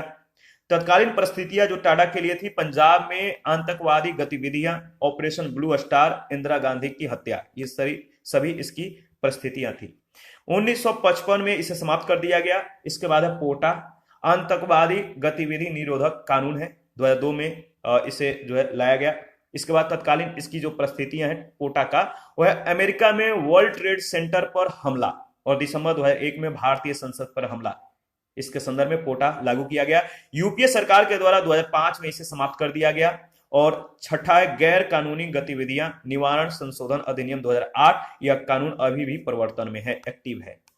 निवारक निरोध कानून की जो आलोचना है इसके बारे में अगर बात करें तो निवारक निरोध कानून लोकतांत्रिक अधिकारों के विरुद्ध है। यह कानून अत्यधिक कठोर और सख्त है। यह मानव अधिकारों के भी विरुद्ध है। इनके दुरुपयोग की संभावनाएं बहुत ज्यादा है। निष्कर्ष क्या है? तो भारतीय संविधान में मूल अधिकारों का व्यापक उल्लेख किया गया है और प्रथम दृष्टया जो है ऐसा प्रतीत होता है कि निवारक नजरबंदी के कानून मूल अधिकारों के विरोधी है, परंतु वास्तविक रूप में अगर बात करें तो निवारक नजरबंदी का कानून एक अनिवार्य बुराई है। अनिवार्य इसलिए कि राष्ट्र की एकता और अखंडता बनाए रखना है, और बुराई इसलिए कि इससे व्यक्ति के अधिकारों का हनन होता है। समझ में आ गया? आगे बढ़ते हैं। इसके बाद है शोषण के विरुद्ध अधिकार, अनुच्छेद 23 और 24। शोषण के विरुद्ध जो अधिकार है अनुच्छेद 23 और 24 में दिया गया है। अगर इसके बारे में बात करें तो अनुच्छेद 23 जो है ये मानव के दुर्व्यापार और बलात्श्रम का प्रतिषेध करता है। क्या करता है? मानव के दुर्व्यापार तथा बलात्श्रम का जो है ये प्रतिषेध करता है। अनुच्छेद 23(1), इस अनुच्छेद में 3 प्रकार के शोषण को प्रतिबंधित किया गया है। पहला है बलात्श्रम। बलात्श्रम यानी इच्छा के विरुद्ध कार्य करवाना, ठीक है, वह जबरदस्ती कह सकते हैं श्रम, यानी बलात्श्रम, इच्छा के विरुद्ध कार्य करवाना। दूसरा है बेगारी, यानी काम के बदले पैसा न देना, मुफ्त में काम करवाना, यह होता है बेगारी, याद रखिएगा। इसके बाद अगर बात करें तो तीसरा है आपका मानव व्यापार। मानव यानी महिलाओं और बच्चों को खरीदना बेचना, खरीद फरोख्त। अनुच्छेद 23(2) में जो बातें कही गई है कि यदि सरकार के द्वारा सार्वजनिक प्रयोजन के लिए कोई सेवा नागरिकों पर आरोपित की जाती है तो इसे बलात्श्रम के अंतर्गत नहीं रखा जाएगा, और इसमें जाति, धर्म, मूल वंश या वर्ग के आधार पर भेदभाव नहीं होगा। अनुच्छेद 24, कारखानों में बालकों के नियोजन का प्रतिषेध है। कारखानों में बालकों के नियोजन का प्रतिषेध किया गया है आर्टिकल 24 के तहत। यह एक निरपेक्ष अधिकार है, यह एक ऑब्सोल्यूट अधिकार है। 14 वर्ष से कम उम्र के बच्चों को हानिकारक उद्योग, कारखानों और खानों में नहीं लगाया जा सकता। इनको इस काम में नहीं ढकेला जा सकता। बच्चों को इनके अलावा भी किसी उद्योग में नहीं लगाया जा सकता है। न्यायपालिका के आदेश के द्वारा जो है बाल पुनर्वास कोष, चाइल्ड रिहेबिलिटेशन फंड जो है, इसके अनुसार अगर बात करें तो बाल आयोग का गठन किया गया है, इसकी स्थापना की गई है। बाल पुनर्वास कोष का पुनर्वास यानी चाइल्ड रिहेबिलिटेशन फंड की स्थापना है की गई है, और चाइल्ड कमीशन का भी गठन किया गया है। धार्मिक स्वतंत्रता का अधिकार जो है अनुच्छेद 25 से 28 तक दिया गया है। तो धार्मिक स्वतंत्रता का जो अधिकार है अनुच्छेद 25 से 28 तक है। अनुच्छेद 25 में जो प्रावधान किया गया है कि अंतःकरण की स्वतंत्रता, धर्म के अबाध रूप से मानने की स्वतंत्रता, आचरण करने और प्रचार करने का आपको अधिकार है। देखिए, सभी व्यक्तियों को अंतःकरण के आधार पर धर्म को मानने, आचरण करने और उसका प्रचार प्रसार करने का अधिकार है। धार्मिक अधिकार के नाम पर लोक व्यवस्था, सदाचार एवं स्वास्थ्य से खिलवाड़ नहीं किया जा सकता। सामाजिक सुधार को धार्मिक आधार पर प्रतिबंधित नहीं किया जा सकता। हिंदू मंदिरों को हिंदू समाज के सभी वर्गों के लिए खोला जाएगा। धार्मिक कार्यों से जुड़ी हुई सामाजिक, आर्थिक और राजनीतिक एवं वित्तीय गतिविधियों पर राज्य का नियंत्रण होगा। यह अधिकार सार्वजनिक व्यवस्थाओं, नैतिकता, स्वास्थ्य एवं मूल अधिकारों से संबंधित अन्य प्रावधानों के अधीन है, जो राज्य को इस बात की अनुमति देता है। इसके बाद इसका जो पहला अनुमति है क्या है? धार्मिक आचरण से संबंध किसी आर्थिक, वित्तीय, राजनीतिक या अन्य लौकिक क्रियाकलापों का विनियमन या निर्बंधन करे।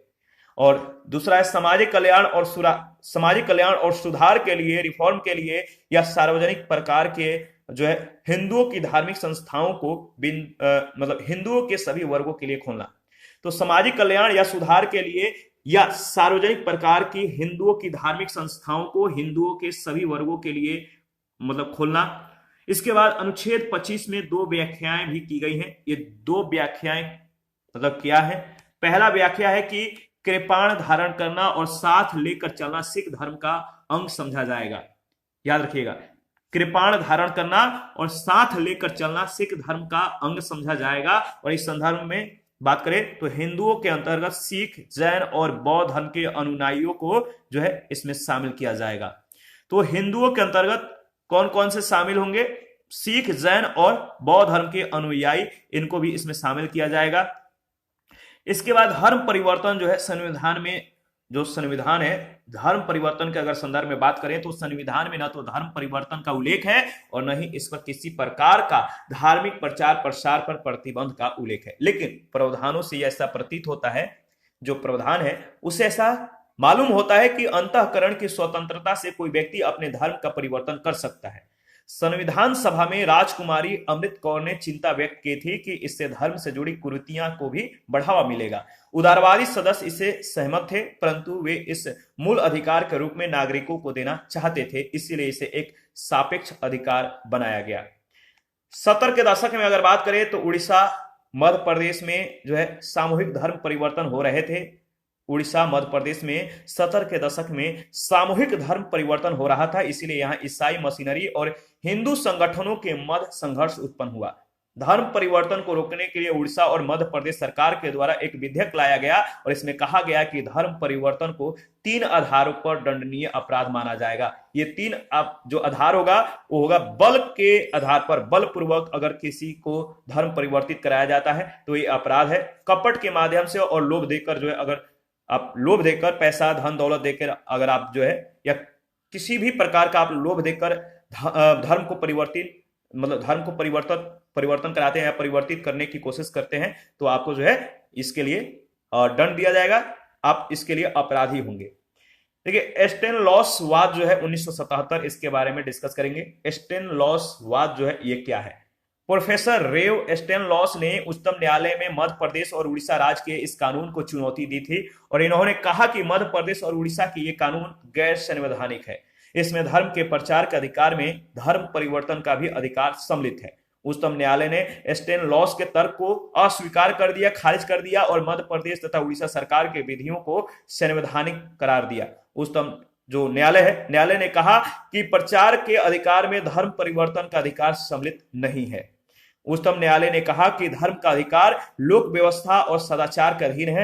यदि सभी समुदाय धर्म परिवर्तन का प्रयास करेंगे तो लोक व्यवस्था के लिए चुनौती उत्पन्न होगी। संपूर्ण भारत में धर्म परिवर्तन से जुड़ी विधियां नहीं है, बल्कि मात्र कुछ राज्यों में है। अनुच्छेद 26 के तहत अगर बात करें तो धार्मिक मामलों के प्रबंधन की स्वतंत्रता।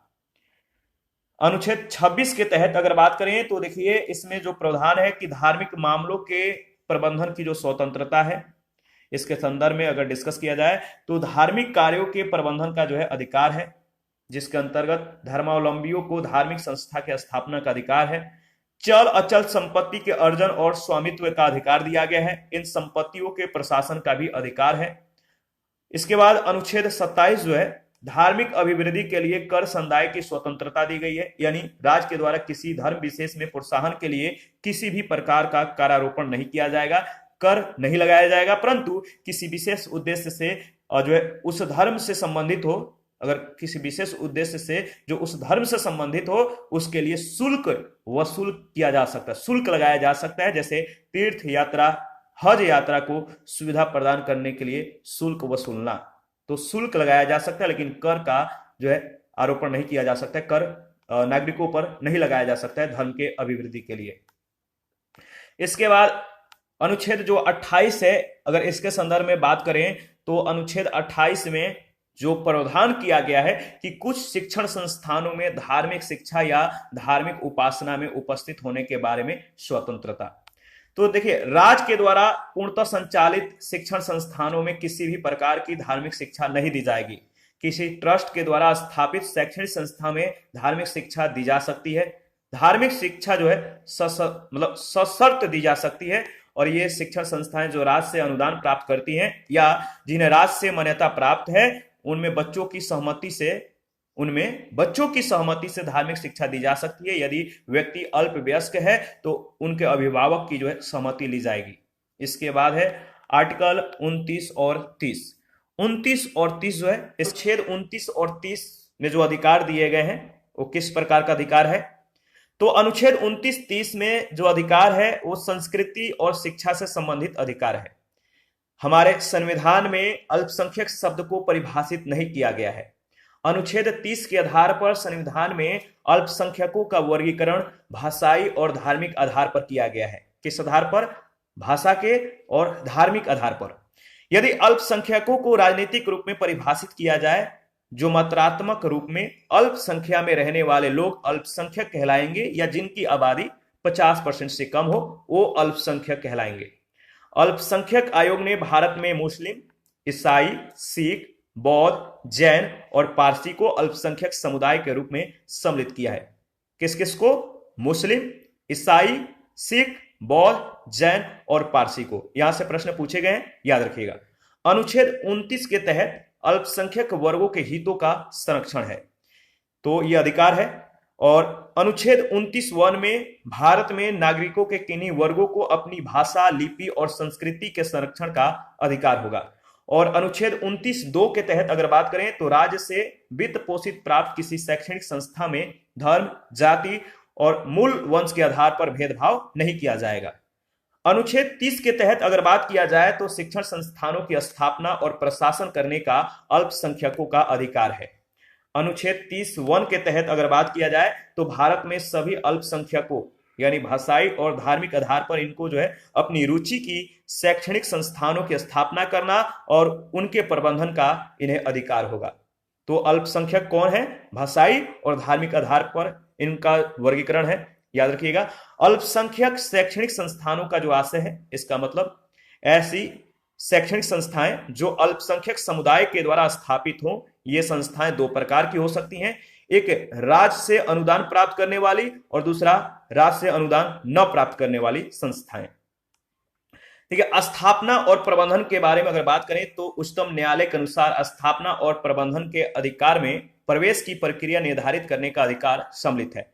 इस वाद में उच्चतम न्यायालय ने कहा कि अल्पसंख्यक शैक्षणिक संस्था अपने समुदाय के विद्यार्थियों के प्रवेश के लिए अलग प्रक्रिया अपना सकती है, लेकिन बहुसंख्यक समुदाय के विद्यार्थियों के प्रवेश के लिए एक निष्पक्ष प्रक्रिया का निर्धारण करना होगा और अल्पसंख्यक शैक्षणिक संस्था के कुल विद्यार्थियों की संख्या का 50% भाग बहुसंख्यक समुदाय से लेना होगा, याद रखिएगा।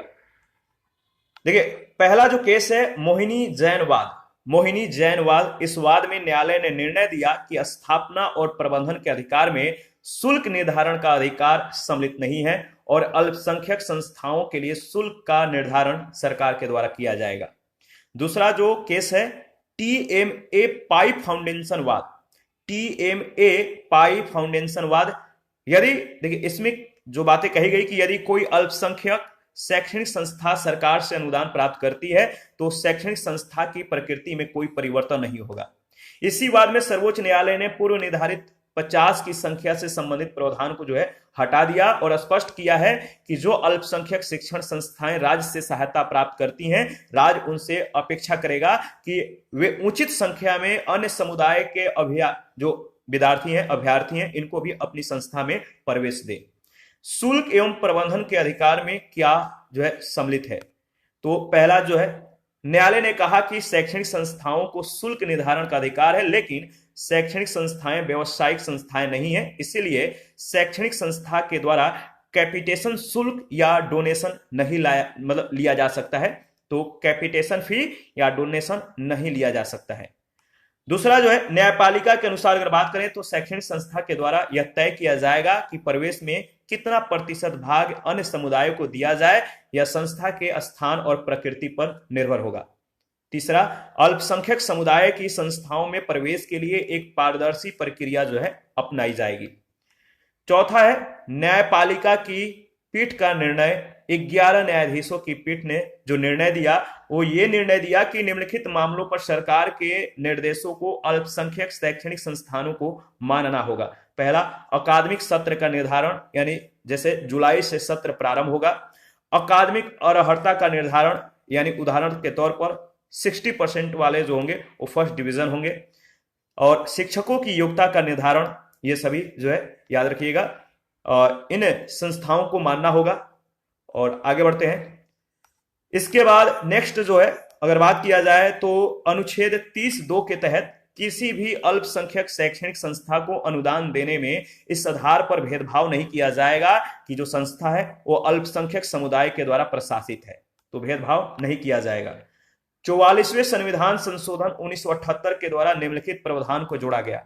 अनुच्छेद 30(1)(a) के तहत अगर बात करें तो यदि किसी अल्पसंख्यक शैक्षणिक संस्था की भूमि का अधिग्रहण राज्य सरकार के द्वारा किया जाएगा तो उस संस्था को बाजार दर पर जो है मुआवजा देना होगा। ये 44वें संविधान संशोधन 1978 के द्वारा यह प्रावधान जोड़ा गया है, याद रखिएगा। इसके बाद अनुच्छेद 31, ये क्या है? तो देखिए, ये निरसित है, ये मतलब कि मूल अधिकार से ये जो अधिकार है वो हटा दिया गया है। संपत्ति का जो अधिकार है ये निरसित कर दिया गया है। 31 याद रखिएगा। राज्य के नीति निर्देशक तत्व एवं संपत्ति के अधिकार में टकराव है।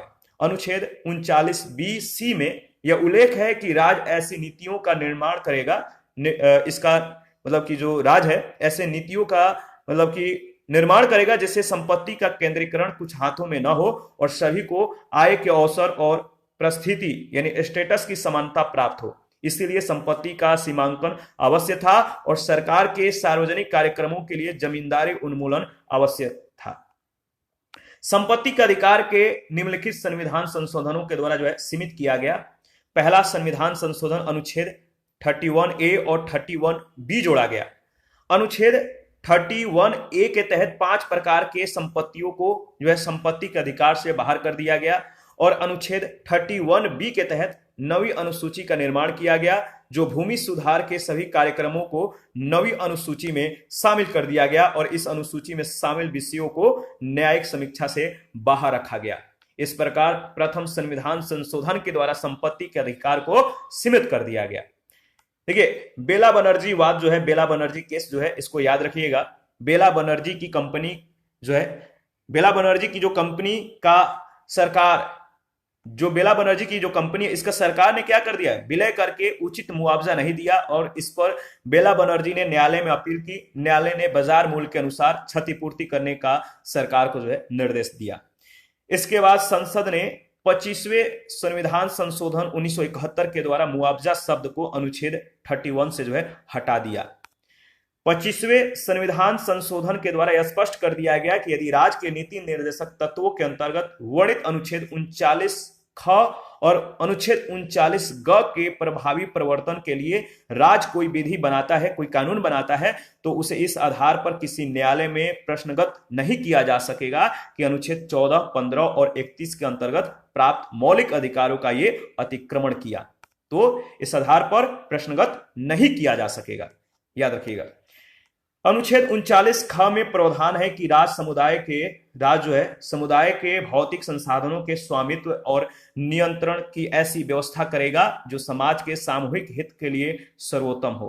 अनुच्छेद 39 ग में राज्य को निर्देश दिया गया है कि वह आर्थिक व्यवस्था का संचालन इस प्रकार से करे जिससे संपत्ति एवं उत्पादन के साधनों का कुछ ही वर्गों तक संकेंद्रण न हो जाए। 26वें संविधान संशोधन 1971 के द्वारा जो है प्रिवी पर्स, याद किया, प्रिवी पर्स को हटा दिया गया, यानी देशी रियासतों के नरेशों के सभी विशेषाधिकार समाप्त कर दिया गया। किस संशोधन के द्वारा? 26वें संविधान संशोधन 1971 के द्वारा। 44वें संविधान संशोधन 1978 के द्वारा अगर बात करें तो जनता पार्टी सरकार के द्वारा संपत्ति के अधिकार को मौलिक अधिकारों के सूची से हटा दिया गया। वर्तमान समय में स्थिति जो है, संपत्ति का जो अधिकार है एक वैधानिक अधिकार है और ये भाग 12 में अनुच्छेद 301 के तहत है, और जिसका अभिप्राय है कि अब संपत्ति के अधिकार के उल्लंघन के आधार पर कोई व्यक्ति सीधे उच्चतम न्यायालय नहीं जा सकता।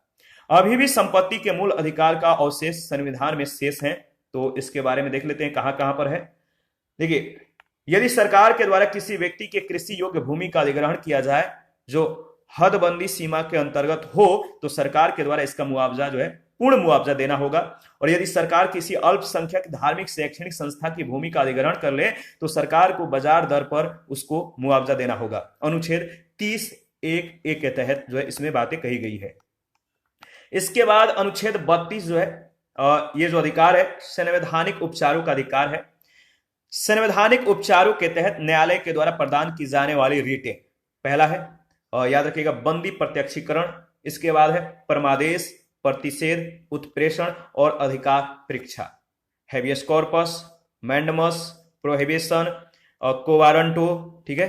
तो ये सभी जो है ये रीट है, याद रखिएगा। अनुच्छेद 32 जो है केवल मूल अधिकार ही नहीं है बल्कि मूल अधिकारों के क्रियान्वयन का ये माध्यम भी है। तो आर्टिकल जो 32 है इसको याद रखिएगा, बहुत ज्यादा इंपॉर्टेंट है। और डॉक्टर भीमराव अंबेडकर ने आर्टिकल 32 को संविधान का हृदय और आत्मा कहा है। जो आर्टिकल 32 है, अनुच्छेद जो 32 है, इसको डॉक्टर भीमराव अंबेडकर ने क्या कहा है? यह संविधान का हृदय और आत्मा है, ये बात कही। और न्यायालय के द्वारा प्रदान की जाने वाली जो रीटें हैं, जैसे पहला है हैबियस कॉर्पस, बंदी प्रत्यक्षीकरण। इसका मतलब क्या है? बंदी प्रत्यक्षीकरण का मतलब क्या है? जो बंदी बनाए गए हैं उनको प्रत्यक्ष रूप से सामने लाना। तो इसका मतलब अगर आप भावार्थ समझेंगे तो स्पष्ट हो जाएगा, आप कहीं भी डाउट में नहीं रहेंगे। तो हैबियस कॉर्पस यानी बंदी प्रत्यक्षीकरण, जिनको बंदी बनाया गया है इनको जो है सामने प्रकट करना है। तो इसका अर्थ है कि व्यक्ति को जो शरीर है उपस्थित करना। तो याद रखिएगा हैबियस कॉर्पस का मतलब क्या होता है। और इसके बाद अगर इसमें बात करें तो देखिए यह सरकार और व्यक्ति, यानी जो हैबियस कॉर्पस है इसको सरकार और व्यक्ति दोनों के विरुद्ध जारी किया जा सकता है और इससे व्यक्तिगत स्वतंत्रता की रीट कहा जाता है। उनके विरुद्ध नहीं जिन्हें न्यायालय दंडित कर चुका है। तो हैबियस कॉर्पस जो है न्यायालय के द्वारा दंडित लोगों पर लागू नहीं होता है और उनके विरुद्ध नहीं जो निवारक नजरबंदी के मतलब कि दायरे में है, निवारक नजरबंदी में बंद है। बंदी प्रत्यक्षीकरण के लिए RES जो है जुडिकाटा का सिद्धांत लागू नहीं होता है, जिस पर पहले क्या रेस जुडिकाटा का मतलब जिस पर पहले ही निर्णय हो चुका है उस पर बंदी प्रत्यक्षीकरण का सिद्धांत लागू नहीं होगा। जिस मामलों पर न्यायपालिका ने अपना निर्णय दे दिया है तो उस मामले को जो है पुनः उसी आधार पर न्यायपालिका के समक्ष नहीं लाया जाएगा, याद रखिएगा। इसके बाद दूसरा है परमादेश मैंडमस। इसका अर्थ है हम आदेश देते हैं। देखिए आप कब आदेश देंगे, इसका मतलब है आप समझिएगा कि आदेश कब दिया जाता है। हम आदेश देते हैं, कौन आदेश देगा? ऊपर वाले आदेश देंगे नीचे वाले को, मतलब बड़े छोटे को आदेश देते हैं। तो न्यायालय के द्वारा किसी प्राधिकारी या अधिकारी या सरकार या न्यायिक निकायों के विरुद्ध इस रीट को जारी किया जा सकता है जो लोग मतलब कि जो लोग कर्तव्य या कानूनी दायित्व का पालन करने से इनकार करते हैं। तो आदेश दिया जा सकता है, हम आदेश देते हैं कि आप जो है अपने अधिकार, अपने जो आपके जो दायित्व हैं उसका आप पालन करें। तो ये जो है प्राधिकारी, अधिकारी, सरकार या न्यायिक निकायों के विरुद्ध इस रीट को जारी किया जाता है उनके दायित्वों को पालन कराने के लिए। राष्ट्रपति और राज्यपाल के विरुद्ध ये रीट नहीं जारी किया जा सकता, याद रखिएगा, कुछ अपवाद है। इसके बाद है अधिकार परीक्षा, कोवारंटो। कोवारंटो का मतलब होता है कि किस अधिकार से आपने इस पद को ग्रहण किया है, आपको जो अधिकार है आपको बताना है। तो यदि किसी सार्वजनिक पद पर कोई व्यक्ति जो है अवैध रूप से आसीन है, अवैध रूप से उस पद को ग्रहण किया है, तो यह रिट जारी की जा सकती है। यह रिट किसी निजी पद पर यानी प्राइवेट पद पर जो है आसीन व्यक्ति के विरुद्ध जारी नहीं की जा सकती। इसके बाद है सर्टेनरी उत्प्रेषण। इसका मतलब होता है मंगा लेना। क्या मंगा लेना? तो मंगा लेना यहां पे भी ये शर्त लागू हो जाता है कि आप जो है मतलब कि कोई चीज जो है अपने पास मंगाते हैं, अगर नीचे के लोगों के पास है या मतलब कोई चीजें फंस जाती है तो आप कहते हैं कि आपसे नहीं होगा, आप मेरे पास लाइए, तो उन चीजों को मंगा लेना सर्टेनरी मतलब उत्प्रेषण। तो मंगा लेना, उच्चतम न्यायालय किसी निचली अदालत से किसी मामले को सुनवाई के लिए अपने पास मंगा सकता है। यह रिट तब जारी होती है जब निचली अदालत ने उस मामले पर फैसला नहीं दिया है, यह निर्णय उत्तरवर्ती चरण में दिया जाता है। और पांचवा है प्रतिषेध, प्रोहिबिशन, मना कर देना। प्रतिषेध यानी मना करना। उच्चतम न्यायालय निचली न्यायपालिका को किसी मामले की सुनवाई से मना कर सकता है। यह रिट तब जारी की जाती है जब मामला निचली अदालत में लंबित हो। प्रतिषेध हमेशा निर्णय के पूर्ववर्ती चरण में दिया जाता है। निर्धारित प्रक्रिया क्या है? निर्धारित प्रक्रिया यह उच्चतम न्यायालय की परंपरागत प्रक्रिया थी, जिसे वादी प्रतिवादी न्याय की प्रक्रिया कहा जाता है। इसके अनुसार उच्चतम न्यायालय वही व्यक्ति जाएगा जिनके मूल अधिकारों का उल्लंघन हुआ हो। तो इसके अनुसार उच्चतम न्यायालय वही व्यक्ति जाएगा जिसके मूल अधिकार का हनन हुआ हो, उल्लंघन हुआ हो। और इसकी कमी यह थी कि इसमें प्रक्रिया जो है महत्वपूर्ण थी, न्याय नहीं, याद रखिएगा। इसके बाद उच्चतम न्यायालय के द्वारा 1980-90 के दशक में वादी प्रतिवादी प्रक्रिया में बदलाव लाया गया। समूह के मूल अधिकारों की रक्षा के लिए कोई तीसरा व्यक्ति या संस्था भी न्यायपालिका के समक्ष जा सकता है। उच्चतम न्यायालय के द्वारा मूल अधिकारों के लिए परिवर्तित प्रक्रिया के तहत जनहित याचिका यानी पब्लिक इंटरेस्ट लिटिगेशन को PIL को प्रारंभ किया गया। समाचार पत्र की सूचना के आधार पर भी न्यायपालिका स्वतः संज्ञान सुओ मोटो के आधार पर कार्रवाई कर सकती है। इसे न्यायपालिका के सुने जाने के अधिकार का विस्तार माना गया। न्यायपालिका ने मूल अधिकारों की रक्षा के लिए केवल प्रक्रिया में ही परिवर्तन नहीं किया, बल्कि मूल अधिकारों के भी विस्तृत व्याख्या की। जनहित याचिका पब्लिक इंटरेस्ट लिटिगेशन क्या है? ऐसी याचिका जो व्यक्तिगत हितों की रक्षा के लिए नहीं बल्कि बहुसंख्यक लोगों के अधिकारों की रक्षा के लिए दी जाए, वो है आपका जनहित याचिका। अनुच्छेद 33 और 34 के बारे में हम लोग डिस्कस करेंगे। अनुच्छेद 33 जो है, इसमें जो प्रावधान है कि सैन्य बल और अर्धसैनिक बलों में कार्यरत लोगों के लिए मूल अधिकारों को प्रतिबंधित किया जा सकता है। अनुच्छेद 33 के अंतर्गत मूल अधिकारों को प्रतिबंधित करने के लिए संसद के द्वारा विधि का निर्माण किया जाएगा, विधानसभा के द्वारा नहीं। अनुच्छेद 34, यदि किसी क्षेत्र में सैन्य अधिनियम लागू हो तो उस क्षेत्र के लिए मूल अधिकारों को स्थगित किया जा सकता है, जैसे सशस्त्र बल विशेषाधिकार कानून 1920 यानी AFSPA arm force special power act 1958, याद रखिएगा। इस कानून के तहत सैन्य बलों को कुछ विशेष अधिकार मिल जाते हैं, जैसे लोगों की तलाशी, आवागमन पर रोक लगाना आदि। मानवाधिकार कार्यकर्ता इस पर जो है प्रबल प्रतिरोध कर रहे हैं। ऐसे कानूनों का प्रयोग अपवाद स्वरूप होना चाहिए और यह सुनिश्चित किया जाना चाहिए कि मानवाधिकारों का जो हनन है वो शून्य हो। इसके बाद अगर बात करें तो देखिए कुछ मूल अधिकारों का प्रभाव, कुछ मूल अधिकारों का जो प्रभाव है इसके संदर्भ में डिस्कस कर लेते हैं। अनुच्छेद 35 जो है केवल संसद को कुछ विशेष मूल अधिकारों को प्रभावी बनाने के लिए कानून बनाने की शक्ति प्रदान करता है। यह अधिकार राज्यों के विधानमंडल को प्राप्त नहीं है। यह व्यवस्था सुनिश्चित करती है कि भारत में मूल अधिकार एवं उनके उल्लंघन पर दंड और उनके प्रकार में एकरूपता हो। इस दिशा में अनुच्छेद 35 निम्नलिखित व्यवस्था करता है। क्या क्या व्यवस्था करता है? पहला, संसद के पास, विधानमंडल के पास नहीं, संसद के पास निम्नलिखित मामलों में कानून बनाने का अधिकार होगा।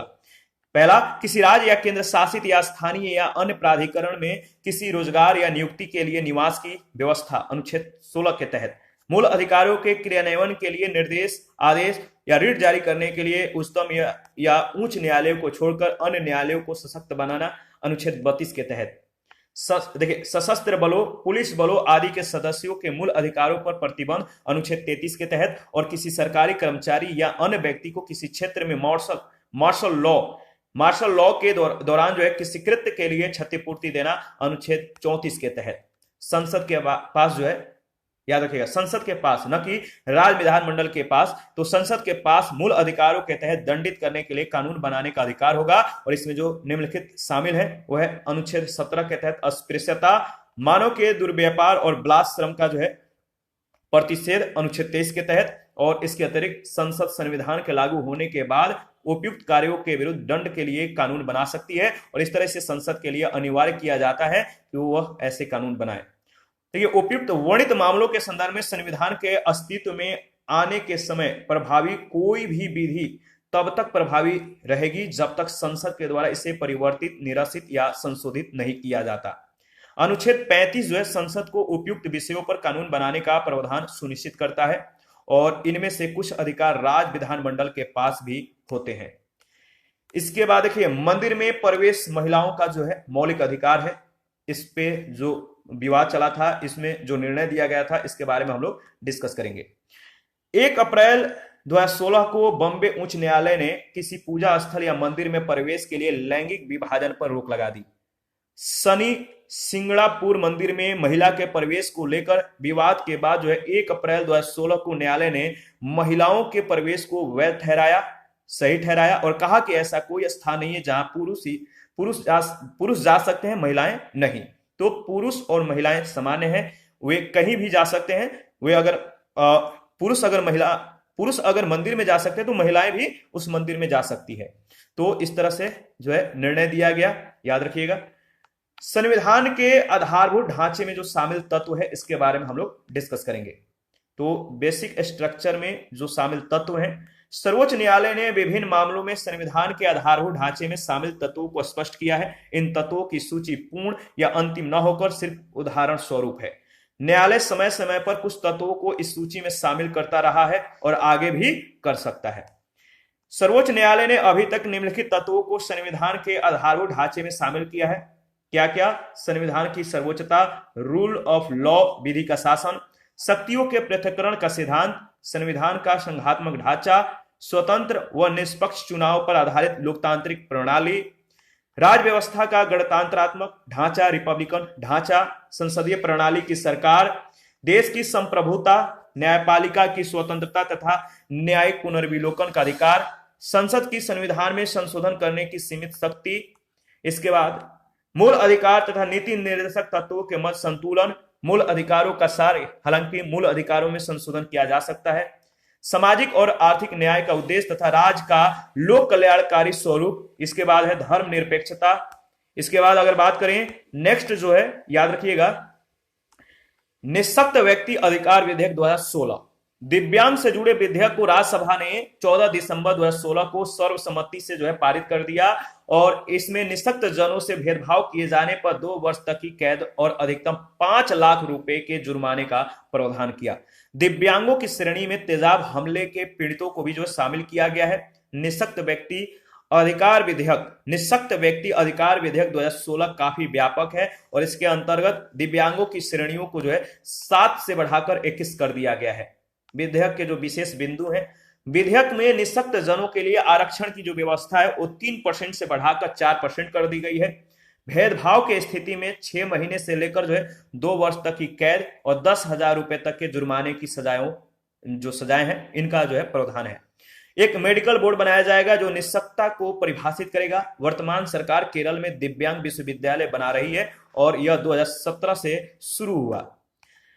निःशक्तता में अब जो है मानसिक विकार, autism, cerebrum palsy, muscular dystrophy, Chronicle neurological दशा जैसी समस्याएं भी शामिल हैं। दिव्यांग बच्चों का 6 से 18 वर्ष तक जो है निःशुल्क शिक्षा प्रदान की जाएगी और केंद्र तथा राज्य सरकार दिव्यांगों के कल्याण के लिए सलाहकार बोर्ड का गठन करेगी। 2011 के जनगणना के अनुसार देश में दिव्यांगों की जनसंख्या जो है 2.68 करोड़ थी, जो ऑस्ट्रेलिया और फिनलैंड के कुल जनसंख्या के लगभग बराबर है। इस नए विधेयक से लगभग 10 करोड़ लोगों को फायदा होगा। दिव्यांगों की 21 जो श्रेणियां हैं, याद रखिएगा कौन कौन से लोग जो होंगे वो दिव्यांग श्रेणी में शामिल होंगे।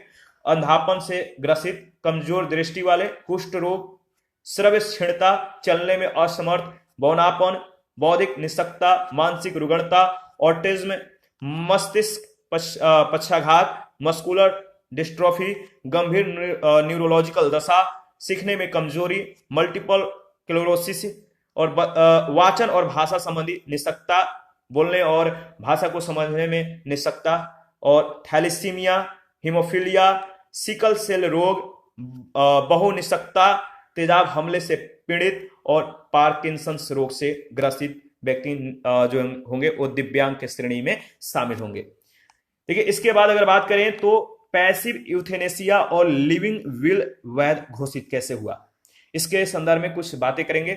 पैसिव यूथेनेसिया और लिविंग विल वैध जो है घोषित हो गया है, और 9 मार्च 2018 को उच्चतम न्यायालय की 5 सदस्यीय संविधान पीठ ने पैसिव यूथेनेसिया और लिविंग विल को कुछ शर्तों के साथ वैध घोषित कर दिया है। उच्चतम न्यायालय ने यह निर्णय दिया कि एक गैर सरकारी संगठन कॉमन कॉज की याचिका पर जो है ये जो है निर्णय दिया था। उच्चतम न्यायालय ने 40 वर्षों से लाइफ सपोर्ट के सहारे जीवित रही मुंबई की नर्स अरुणा शानबाग, याद रखिएगा, अरुणा शानबाग मामले में 11 मार्च 2011 को पैसिव यूथेनेसिया की अनुमति दी थी। पैसिव यूथेनेसिया निष्क्रिय इच्छा मृत्यु है, जिसमें धीरे धीरे लाइफ सपोर्ट सिस्टम को हटा दिया जाता है। परिणाम स्वरूप क्या हो जाता है? व्यक्ति की मृत्यु। लिविंग विल एक लिखित दस्तावेज होता है, इसे कोई भी वयस्क एवं स्वस्थ मानसिक दशा का व्यक्ति जो है बना सकता है। जन्म के समय लिंगानुपात संबंधी नीति आयोग की रिपोर्ट, इसके बारे में देख लेते हैं। 9 फरवरी 2018 को नीति आयोग ने जन्म के समय लिंगानुपात संबंधी अपनी रिपोर्ट जारी की। यह रिपोर्ट स्वस्थ राज्य और प्रगतिशील भारत, हेल्दी स्टेट और प्रोग्रेसिव इंडिया के संदर्भ में है। रिपोर्ट के अनुसार देश के 21 बड़े राज्यों में से 17 राज्यों में जन्म के समय लिंगानुपात में गिरावट दर्ज की गई। गुजरात में इस संदर्भ में 53 अंकों की चिंताजनक गिरावट दर्ज की गई। गुजरात के बाद हरियाणा में 35 अंकों की गिरावट दर्ज हुई। नीति आयोग ने लिंग चयनात्मक गर्भपात के लिए जांच पर अपनी चिंता और स्थिति को स्पष्ट किया है। एसआरबी में सर्वाधिक सुधार जो है पंजाब में दिखाई दिया है। 19 अंकों की जो है इसमें वृद्धि हुई है पंजाब में, और सुधार में दूसरे तीसरे स्थान पे उत्तर प्रदेश 10 अंकों के साथ और बिहार 9 अंकों के साथ है। देखिए, विश्व प्रेस स्वतंत्रता दिवस 2019, 3 मई 2019 को विश्व प्रेस स्वतंत्रता दिवस मनाया गया, और इसका मुख्य विषय था निर्वाचन एवं लोकतंत्र में मीडिया की भूमिका। इसके बाद अगर बात करें तो नेक्स्ट जो है वैश्विक लैंगिक अंतराल रिपोर्ट 2020। वैश्विक लैंगिक अंतराल रिपोर्ट किसके द्वारा जारी किया जाता है? तो वर्ल्ड इकोनॉमिक फोरम के द्वारा, विश्व आर्थिक मंच के द्वारा। 2020 के रिपोर्ट में लैंगिक अंतराल सूचकांक में 153 देशों को जो है सूचीबद्ध किया गया है। सूची में आइसलैंड को पहला स्थान मिला है। इसके बाद सूची में नॉर्वे दूसरे स्थान पे, फिनलैंड तीसरे स्थान पे, स्वीडन चौथे स्थान पे और निकारागुआ 5वें स्थान पे है। भारत को इस सूची में 112वें स्थान दिया गया है, और इस सूची में अंतिम जो 5 देश हैं वो है यमन, इराक, पाकिस्तान, सीरिया और कांगो, याद रखिएगा। इसके बाद है विश्व प्रेस स्वतंत्रता सूचकांक 2019, और ये किसके द्वारा जारी किया जाता है? विश्व प्रेस स्वतंत्रता सूचकांक रिपोर्टर्स विदाउट बॉर्डर्स के द्वारा जो है ये जारी किया जाता है।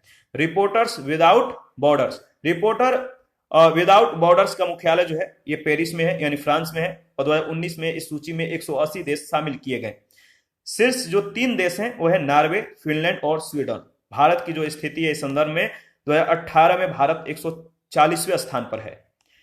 16वां एशिया मीडिया शिखर सम्मेलन जो है 16 एशिया मीडिया समिट AMS, 16वां एशिया मीडिया शिखर सम्मेलन 12 से 14 जून 2019 के मध्य सीएम रिप में जो है यानी कंबोडिया में आयोजित किया गया। यह सम्मेलन कुआलालंपुर में स्थित Asia Prashant institute for broadcasting development के द्वारा प्रतिवर्ष आयोजित किया जाता है। यह एशिया प्रशांत क्षेत्र का एक प्रतिष्ठित शिखर सम्मेलन है। 16वें सम्मेलन का मुख्य जो विषय है वह मीडिया डिजिटलीकरण, विकासशील बाजारों पर ध्यान केंद्रित करना।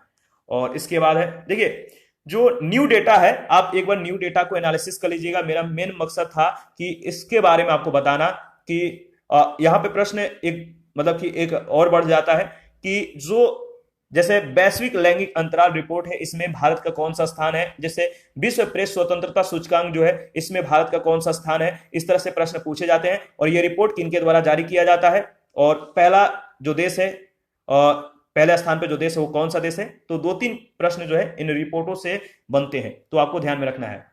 इसके बाद सबरीमाला मंदिर जो विवाद है इसके बारे में डिस्कस कर लेते हैं। हाल ही में सर्वोच्च न्यायालय ने सभी आयु वर्ग के महिलाओं को जो है सबरीमाला मंदिर परिसर में जो है प्रवेश के लिए मतलब की अनुमति दे दी है। सबरीमाला मंदिर परिसर केरल के याद रखिएगा पठानम थिट्टा जिले में स्थित प्रवेश की अनुमति जो है मिल गई है महिलाओं को सबरीमाला मंदिर परिसर में। न्यायालय के 5 न्यायाधीश वाली संवैधानिक पीठ ने 4-1 के बहुमत से जो है 53 साल पुरानी परंपरा को जो है असंवैधानिक घोषित कर दिया और इस निर्णय के माध्यम से सर्वोच्च न्यायालय ने 1991 में केरल उच्च न्यायालय के द्वारा दिए गए उस निर्णय को क्या कर दिया, निरस्त कर दिया, समाप्त कर दिया। 1991 में केरल का जो उच्च न्यायालय उसने कहा था कि जो सबरीमाला मंदिर में स्थित देवता है वो अयप्पा ब्रह्मचारी प्रकृति के हैं, इसलिए महिलाओं को प्रवेश नहीं दिया जाना चाहिए। तो ये जो निर्णय था इसको समाप्त कर दिया गया है। ये 1991 में केरल के उच्च न्यायालय ने दिया था। लेकिन अब जो है सबरीमाला मंदिर परिसर में जो महिलाएं हैं वो प्रवेश कर सकती हैं, किसी भी वर्ग के महिलाओं को प्रवेश की अनुमति है। इसी के साथ आज का सेशन समाप्त करते हैं। नेक्स्ट सेशन में हम लोग जो है राज्य के नीति निर्देशक तत्व के संदर्भ में डिस्कस करेंगे।